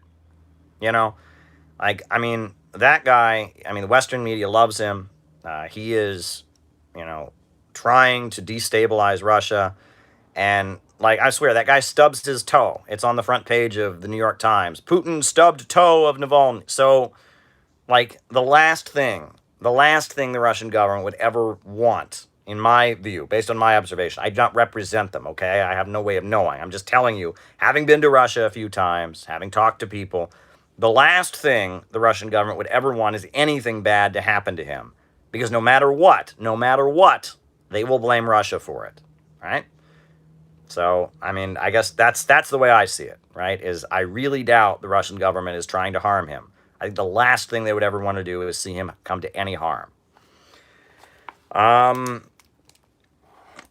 Okay, Stalin robbing banks. Yes, Stalin was a bank robber. You can read about. There's a very good book by Simon Sebag Montefiore. It's called Stalin. It's called Young Stalin. It talks about Stalin's role in the pre-revolutionary days, and he was involved in all kinds of crazy stuff. During the Russian, pre-revolutionary period in Russia. He was in seminary school among. And he was Georgian, but he was among Russians. He was learning to be a Russian Orthodox priest, and then he ended up becoming a revolutionary. Wild life that Stalin had. Very exciting. Stalin understood. He was like the link. The Bolsheviks had two ranks. You had your Marxist intellectuals, children of privilege, the middle class that understood Marxism. And then you had your rank and file workers who joined labor unions that were dominated by the Bolsheviks. Stalin was the link between the two. He was from a small village in Georgia, but he was also literate and educated, a very articulate speaker, and he was kind of the link between the two layers, right? There was the upper class intellectual revolutionary intelligentsia, there was the broad masses of people, Russians, Georgians, others who were involved in strikes and protests. Well, Stalin was the link between the two, and Stalin organized strikes and protests against among oil workers. Stalin was very, very fascinating, and many people pointed out that even though Stalin was an atheist, he very much had a kind of a religious way of speaking, and he had kind of almost a religious worldview, and that he was very deeply influenced by Christianity, in addition to being deeply influenced by communism, and that people described Stalin as almost like a preacher, like a minister, right? The way he would speak on the streets and the way he would fill workers with religious zeal. That he had an agitational power that many of the Bolshevik leaders did not have. That Trotsky, in particular, did not like Stalin and found Stalin's style of speaking and his style of organizing to be not Western enough. It was Asian. In fact, Stalin, there's a biography of Stalin written by Trotsky, and the opening paragraph says that Stalin was an Asiatic brute. Right? That Trotsky was in awe of the West. Trotsky spent most of his life in exile in New York City, in Vienna, in London, and places like that. And Trotsky was in awe of the West. And Stalin was from Georgia. And he organized among not just Christian Orthodox workers, but among Muslim workers. He understood Islam a lot. He wasn't a Muslim himself. He was an atheist. He'd come from an Orthodox Christian background, but he understood Islam very, very much. Stalin had studied the Quran, and Stalin knew how to bring Islamic workers and Christian workers together in struggles. That Stalin was somebody, he was very, very Eastern. He was very, very Asian. He came from a small village. He knew how to organize the broad masses of people throughout the Russian Empire. He had a mass organizing style. And Trotsky, on the other hand, was in awe of the West. Trotsky believed that the way that the Bolsheviks would win is if they would become more like the German, French, and British and American Marxists. Stalin and Lenin, on the other hand, understood that Russian culture and Russia's history are very different, and that the way Marxism and socialism would come to Russia was through figuring out a style that was uniquely Russian, right? Like Lenin developed the party of a new type. The party of a new type. And this was, it was like a secret society that Lenin built. Party of new type. They practiced democratic centralism, agitation, propaganda. Well, Russia has a whole history of secret societies, right? There was, for example, in Russia, there was the Old Believers, right, who practiced traditional Russian Orthodox ways after they were outlawed by the Tsar. There was the Decembrists, a secret society that had been organized to bring down Tsar Nicholas I, and that all throughout Russia's history, people had built secret orders, secret societies to bring down the Tsar. And so, the Marxists in Russia, they organized a secret society. Many people said the Bolsheviks seemed more like a monastic order,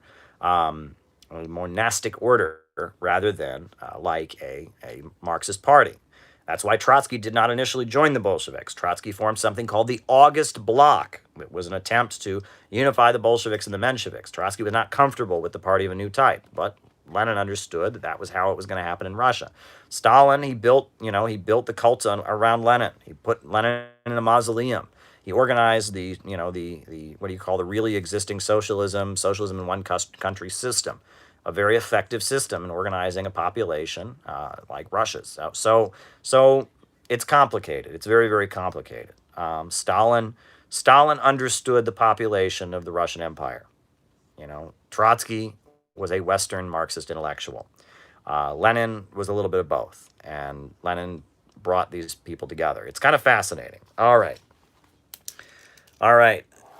Dictatorship of the proletariat. Well, it's really an unfortunate phrase because dictatorship, when people think of dictatorship, they think of one dictator. They think of one man being the dictator. So, that's what people think the Soviet Union was. That's what people think China is. So when they say, aha, Marxists, it's in their text. They want a dictatorship. Well, no, they don't want it. Dictatorship just means rule, right?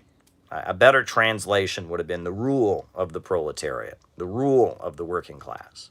But because of the way things are translated, right, that to rule is to dictate, right? If you're telling someone what to write, you're dictating what they write. So under our system, classical Marxist terminology is that this is a dictatorship of the bourgeoisie, right? It's technically a democracy, but at the end of the day, the big corporations, the rich millionaires and billionaires get their way. It's a dictatorship of the bourgeoisie. And the Marxists seek to replace it with a dictatorship of the proletariat. Not the rule of one man, but the rule of the working class. It's unfortunate the way things are translated. It should be the rule of the proletariat, the leadership of the proletariat. But unfortunately, because of the translation, dictatorship of the proletariat. That's what the term means. In the late Soviet Union, Khrushchev changed dictatorship of the proletariat to be state of the entire people. In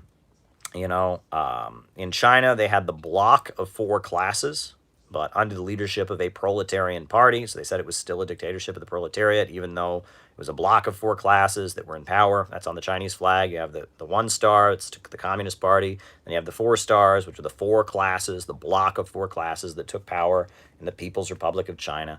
The concept of the dictatorship of the proletariat is that the working class rules in a socialist society. And in countries where the working class is not the majority, that gets complicated, right? And that's why Lenin changed it, right? If you look at it, when the Bolsheviks took power, they were not advocating a dictatorship of the proletariat. They were advocating what they called a revolutionary dictatorship of the workers and peasants. That's what they called it, right? That was the program. The Bolsheviks advocated a, quote, revolutionary dictatorship of the workers and peasants. Because the peasantry was the overwhelming majority of the country, right? In China, it was a bloc of four classes, a united front under the leadership of the proletariat. The Communist Party had a proletarian ideology, and it was leading a bloc of four classes. There was the workers, the peasants, the middle-income peasants, and the intellectuals, or the revolutionary or the national bourgeoisie, I think, right? And the Chinese Communist Party was the proletarian party at the center of a bloc of four classes. So it's a complicated concept, but ultimately, nowadays, the proletariat is pretty much the majority in almost every country in the world. And because the proletariat tends to be the majority, it doesn't get complicated. The dictatorship of the proletariat is just the rule of the people, the rule of the workers, who are the majority of the people. There's a movie from China, the founding of a party, I believe it's called, or the beginning of the Great Revival. It was about the founding of the Chinese Communist Party. And it's kind of corny, honestly. It's got a lot of exciting action in it. I saw it when it was in the movie theater here in New York in 2011. I went to the movie theater in New York City. One movie theater was showing this Chinese movie about the founding of the Chinese Communist Party. I went to the movie, and at the movie, I remember that there's a line throughout the movie. Mao is going around telling people they ought to join the Communist Party. And they are always saying, but Mao, Bolshevism is a Russian idea. And then Mao says, yes, but Bolshevik just means majority. And in China, the workers and the peasants are the majority. And everyone's like, oh, thanks for clearing that up. And they say that about 16 times throughout the movie. But Mao, Bolshevism, that's a Russian idea. Bolshevik just means majority. And the workers and peasants are the majority in China. Oh, thanks for clearing that up. They say it over and over again in the movie, but they're making the point that yes, when Mao and a bunch of other people started the Chinese Communist Party, people said, why are you starting a Russian group? And he had to make clear they were not a Russian group, that they were fighting for a revolutionary dictatorship of the workers and peasants. Eventually, though, the Chinese Communist Party dropped that, right? Eventually, there was the Chinese Soviet Republic that was established and then eventually dissolved. And then there was this fight against Japan. And then after Japan was defeated, there was, eventually the birth of the People's Republic. And the People's Republic was not a revolutionary dictatorship of the workers and peasants. It was a people's democracy. It was a people's democratic government, they called it, right? After World War II, all across Eastern Europe, the governments that came to power, East Germany, Lithuania. Oh, great you're with us, David. Always a pleasure. I know it's confusing many places. I hope things are okay in bed to go.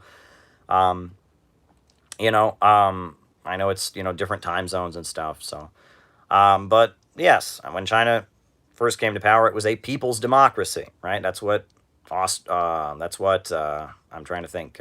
Romania, Czechoslovakia, Yugoslavia. These countries called themselves people's democracies. They weren't socialist. They were not dictatorships of the proletariat. They were a coalition, people's democratic government of all the anti-fascist forces. Any party that had opposed fascism was welcome to be part of it. Same with North Korea. That's why it's the Democratic People's Republic of Korea. Right? These countries, they originally called themselves people's democracies. Now, a lot of them started moving towards socialism in the 60s and 70s. Romania, Ceausescu declared that Romania was no longer a people's democracy, but was actually a socialist country. The Cultural Revolution in China, etc. So it's a complicated thing. But ultimately, dictatorship of the proletariat means the rule of the working class, which is the majority. Under this system, it calls itself democracy, but it's actually a dictatorship by the capitalists. The idea of dictatorship of the proletariat is that it's a rule by the people, not a rule by the capitalists. That the dictatorship of the bourgeoisie is replaced by the dictatorship of the workers. All right, Turkey in the Mediterranean. Turkey is intervening. They've got forces in Libya. Turkey is a very complex. Yeah, Turkey. It's not totally under the control of the United States, on the one hand. Erdogan, and he does a lot of things that makes the United States very angry. I think the United States was probably involved in trying to overthrow him with Gulen. But at the same time, he's not a socialist, certainly not a progressive. He's a bourgeois nationalist, Erdogan, right? He's kind of like Duterte in the Philippines, kind of like Modi in India. Right, that he sometimes he'll make a deal with Russia when he thinks Russia is making him a better deal. Other times he'll make a deal with the United States. Sometimes he'll make a deal with China. Sometimes he'll make a deal with the United States. He'll do what is in the interest of the bourgeoisie of Turkey. He is a bourgeois nationalist. And now, because the anti-imperialist camp is more solid and bigger, we're going to see the rise of leaders like that. It enables countries that would have either gone one way or the other to be able to go, whoa, right? Originally, the Bolivarian socialist movement, you'll remember, was not a fully socialist movement. Originally, it was a movement. Bolivarianism was neither capitalism or socialism. It was just kind of a bourgeois nationalist movement. Communists supported it because they're anti-imperialist, but eventually, it was so viciously attacked by the imperialists that the working class had to become the leadership of it, and the Bolivarian movement became a socialist movement in Venezuela, in Bolivia, in Nicaragua, and elsewhere. But it started out as a bourgeois nationalist movement. But it was forced to go into the working class, camp. Well, now, because of the fact that Russia and China have gotten stronger, because the global economy has changed, now it's easier for countries like the Philippines, like Turkey, like India, to not do that, to not have to pick one or the other, but to have their bourgeoisie be strong enough to have a center of gravity of its own and to be bourgeois nationalists, not be puppets of the Western imperialists, but not be socialist either, be like that. And that's the situation. And figures like Modi, like Erdogan, like Duterte are going to be more common, I suspect, especially as socialism gets stronger. Chinese socialism is speeding ahead right now in the aftermath of the pandemic. As socialism gets stronger in the world, it's going to lay the basis for more independence. And more independence doesn't just mean countries becoming socialist. It also means countries becoming bourgeois nationalist. And that happened during the Cold War. There was a lot of bourgeois nationalism during the Cold War as well. All All right. Why did Mussolini leave socialism? Well, the ultimate reason was that he supported World War I. Benito Mussolini was the editor of a socialist newspaper in Italy, and he was the editor of it, but he supported World War I. And I think he broke with the Italian Socialist Party before that. If you read his autobiography, Benito Mussolini, his main critique of the Socialist Party in Italy was they didn't believe in violence. He believed in violence. Mussolini loved violence, and that oozes from the pages of Mussolini's writings. He loves violence. He loves killing. He says the wheels of history turn but through blood. He is in awe of violence and terrorism, and he was a syndicalist. And he was a follower of George Sorel because he believed in violence and terror. And he felt that the Socialist Party of Italy were a bunch of weaklings because they didn't believe in violence and terror. And then they opposed World War I, and he just couldn't support that because they opposed World War I. And I mean, so yeah, Mussolini, he supported World War I, but he was into the syndicalist tendency that didn't really favor building mass communist groups, didn't really favor participating in elections, but instead wanted to build violent groups of men, right? Like militias, and that's what the il fascisti were. The black shirts, they were called, was this group of violent men who went around being violent. And if you read George Sorel's writings, that's what he talks about, right? He talks about how, he doesn't agree with Marxism, the Marxist movement. We're building community organizations that had all kinds of people, that fed people, that ran candidates for office. That's what Marxists do. That's what communists do. Like I said, communists favor a peaceful transition. Well, George Sorel in France didn't agree with that. He said we need to build bodies of armed men that will become heroic, and and that's the Sorelian attitude, and that's kind of the ultra-left anarchist attitude. And Mussolini went from being an ultra-leftist syndicalist to being, at first he was a national syndicalist, and then he was a fascist. And the fascism comes from the the fasces, they're called. And that's like a bundle of rods surrounding an axe, right? And that was the symbol of the Roman Empire. And, so there you go. All right. Globalization and greater global vision.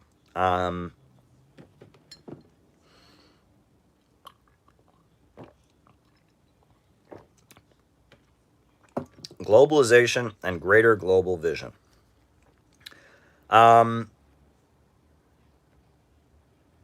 I think the thing is, right, I remember in the 1990s, there was a big anti-globalization movement. People went out to protest the World Trade Organization, for example.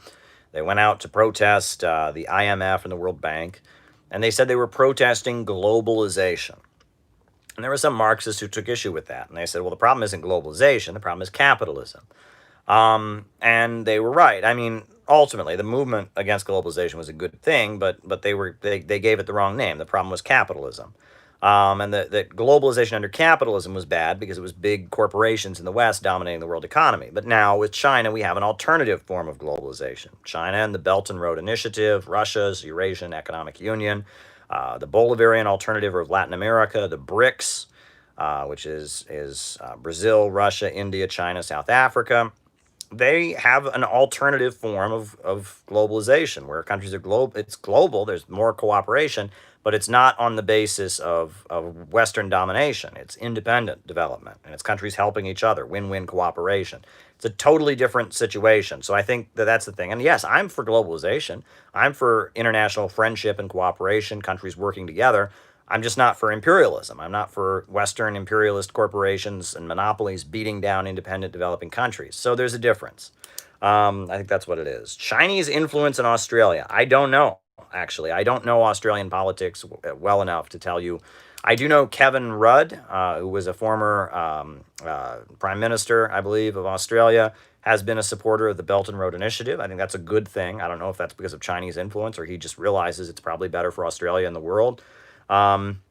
But yeah, I've heard that there was some kind of witch hunting going on in Australia. Like they were having some kind of, just like in the USA, we have the Russia gate and, oh my God, Russia. And they were doing that in Australia a while ago, if I'm not mistaken. Oh, the Chinese influence, foreign ownership of financial corporations in America, UK, China, including mining sectors. Oh, okay. Interesting.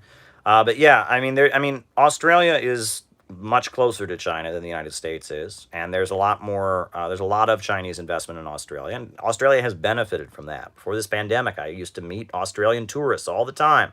All the time, I would meet Australian tourists because there was, there was a very good economy in Australia because of China. Alrighty, Antonio Gramsci. Antonio Gramsci was a leader of the Italian Communist Party, and he was jailed. He was jailed and imprisoned for being a communist after Benito Mussolini took power. And in prison, he started writing like some theoretical texts, like essays, but he knew that he wasn't allowed to write anything Marxist. They would censor his mail and stuff, and so he wrote everything in code. He called Marxism the theory of praxis, for example. And, I have Antonio Gramsci's prison notebooks. They're very well loved by academia, precisely because of the fact that they're written in code. They don't sound like Marxist writings because everything's written in code. It doesn't say proletariat, doesn't say capitalism. It always uses a euphemism of some sorts because he was trying to get around the prison censors. And academics love that because it doesn't sound like communist propaganda. And Gramsci focused mainly on culture and how the capitalists utilize culture, like whether it's media, whether it's writing, they utilize culture to control people. And Gramsci was very much a social liberal. He's very critical, for example, of American Taylorism, right? And he talks about that, and he talks about the need to control people's sexual behavior is about making sure they have nervous energy so they can work faster in a factory, and that when workers are being more sexual and stuff, that they're a little more laid back and they're not working as hard on the assembly line, stuff like that. It's very interesting. I mean, it's interesting. Academia loves it too much, and the sad thing is, a lot of people in academia who quote Gramsci don't know he was a communist. Right? They just know he was he's this philosopher guy. He's so important in philosophy and sociology, and he's like the Marxist who's okay, right? That they've kind of decided is okay.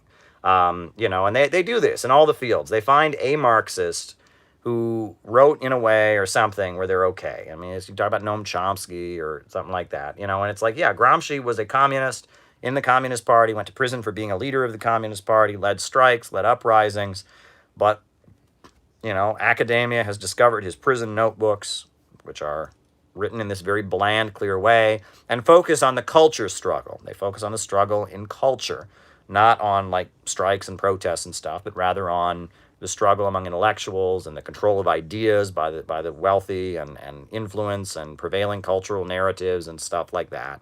So it's very popular. And then the Frankfurt School, which was covertly supported by the CIA, started popularizing them, especially in the 60s and 70s. So on the one hand, I've got Gramsci's writings. I've learned from it on the one hand. On the other hand, though, I think there's a lot of people who use Gramsci for not so good purposes. When I was in college, I had anti-communist professors who believed every lie against every socialist country, and they would start their classes with a quote from Gramsci, and it's like, well, that guy's a communist, that guy was a tanky, he was a supporter of Stalin.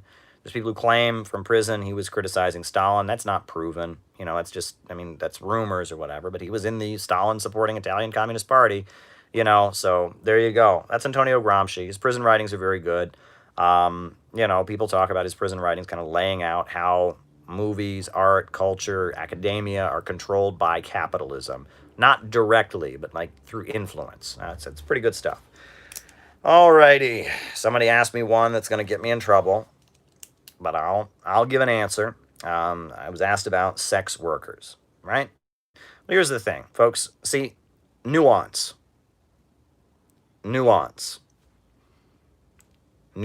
folks. There is a nuanced answer to this question. This question must be answered with nuance. It's not, and there are people getting mad right now. Have no idea what I'm about to say, but because I'm saying nuance, folks, nuance, right? That you have to answer this question with nuance because it's not a simple question, okay? So let me answer this with nuance. Number one, should women who want to do that kind of work be allowed to do that kind of work and not go to jail for it? Yes, I believe people engaged in that kind of behavior should not be criminalized. They should be allowed to do what they do. There's a lot of different, forms of quote unquote sex work. Okay. And the women who do it should not be jailed for doing it. They should not be criminalized, and they shouldn't be shamed for doing it. They shouldn't be treated like pariahs. They shouldn't be. No, I think that sex work, should be allowed. However, here's where it gets touching. Okay, so I said, if people of their own choosing want to make the choice to do that of their own free will, they shouldn't be criminalized, and their right to do it should be protected. However, let's be real. When you talk about prostitution, you talk about the sex trade, you talk about human trafficking, the overwhelming majority of people that engage in quote-unquote sex work are not doing it of their own free will. They're doing it either out of economic compulsion or they're doing it because they've been, held at the point of a gun. And that is horrible. And if you just say what I just said, which is that people women, men who want to do that should be allowed to do that, if you leave it at that, you're not acknowledging the other thing, okay? Right? That, yes, if people want to voluntarily do that, and there's no economic compulsion, they have the ability and the freedom and the opportunity to do another job, and they just truly want to do that as a way to make money, and it's their own free choice, they should be allowed to do that and they should be respected. But the overwhelming majority of people that do such things are not doing it because it is their own choice. They are doing it because they're compelled to do it. They are doing it, and it's an ugly world. Pimps, human traffic. I mean, that world is a horror. And if Marxists just go around saying we believe in sex work, to a lot of working class people, we're giving them the middle finger because they've seen in their communities how horrible that stuff is, on the one hand. But if we just go around agitating about how horrible it is, we could be laying the basis for suppressing the freedom of people who want to do it voluntarily. It's complicated. It's complicated, right? It's not that simple, okay? And on the one hand, decriminalize, destigmatize, 100% for the rights of sex workers. But on the other hand, acknowledge the horror that sex work is for probably the overwhelming majority of people who engage in it. If we can do both of those things, we can have a consistent position. And, there are people who take one of these positions, they take it to the extreme. And I urge you not to do that, right? I urge you to, on the one hand, favor, respect, decriminalization for people that do that voluntarily. On the other hand, acknowledge the horror of what that is. I think that's a respectable position to take, right? I mean, I think that's simple enough, but the reason I'm hesitant to talk about that is I swear there are people now, because I just said that, who hate me. There are people on the one side who say it should be criminalized. Don't you know how horrible it is? You're disgusting, Caleb, for advocating that. Well, on the one hand, I'm being attacked from this side, and I'm being attacked from this other side. There's people going, oh, how could you say that? Oh, this is empowering for me. It's complicated. For some women, it is a voluntary choice, and they are free to do it. And for some women, it is not. And economic compulsion is real. It's not necessarily someone holding a gun to someone's head. If someone's worried about paying their rent and not being on the streets, if someone's worried about feeding their children, they do that, they're still not consenting. So it's complicated. And I am trying to speak with nuance here. And no matter what, somebody is going to take this out of context and say that I said one or the other, and I said both, and I tried to give a basic answer. And this is one of those issues, let me tell you, this is one of those issues that no matter what you say, you never change anyone's mind, and you're never forgiven. So I'm sorry if I have offended you, and if you think I'm being insensitive either to people who suffer under it horrendously or people who choose to do it freely and need more respect, well, thank you. Shaniqua says she disagrees with me, but she still loves me. Well, that's great. Well, I'm trying to give a nuanced answer to a complicated question, and Yeah, there you go. Okay, okay, tech banking. I actually don't know enough about it, Helen. I really don't know enough about Bitcoin. I really can't give you a sufficient answer there. I just don't know enough about it. And um, yeah, I don't know enough about Bitcoin to really give you a sufficient answer. I know to some degree, yeah. Um, Yeah. All right. So, folks, unless there are any other questions, I think we will cut it off here. It's been fun. Um, yeah. Yeah. I'm just reading people's comments as they go by. Um, yeah. So, I think we'll cut it off. I think this will be the end. You know, the main thing, folks, I started out talking about Yemen. If you haven't seen that, go back to the beginning. I talk about Yemen. It's very, very important. Now, tomorrow, I'm doing a patrons only stream. So if you are a patron, you'll be able to see that. If not, you won't. So patrons, hang tight. The link will go out tomorrow, and we'll do our stream. You want to be on it tomorrow, and you haven't signed up, just sign up below to be a patron, and you can be on the stream. The Kamala Harris book will be available on Amazon next week, most likely. So stay tuned for that. I'll be tweeting it out, the link, when it's available. Kamala Harris and the Future of America. Great cover design from Arthur. He did a great job. Very much special thanks to the person who laid it out for me and the person who proofread it for me. It's a great piece that we put together. And if you're a Patreon supporter, you'll get a free copy. I'll just send it to you. And if not, order it on Amazon. And certainly not like any other book about Kamala Harris that'll be coming out. I'll tell you that much. So I wish you all a good night. Ever since World War II, or no, 3-2, or no, right. A new upsurge in the struggle against U.S. imperialism is now emerging throughout the world. Ever since World War II, U.S. imperialism and its followers have been continuously launching wars of aggression. But the people of various countries have been continuously waging revolutionary wars to defeat their aggression. While the danger of a new world war still exists, and the people of all countries must get prepared, revolution is the main trend in the world today. While the danger of a new world war still exists, and the people of all countries must get prepared, revolution is the main trend in the world today. And on that note, folks, I'm out. Have a good evening.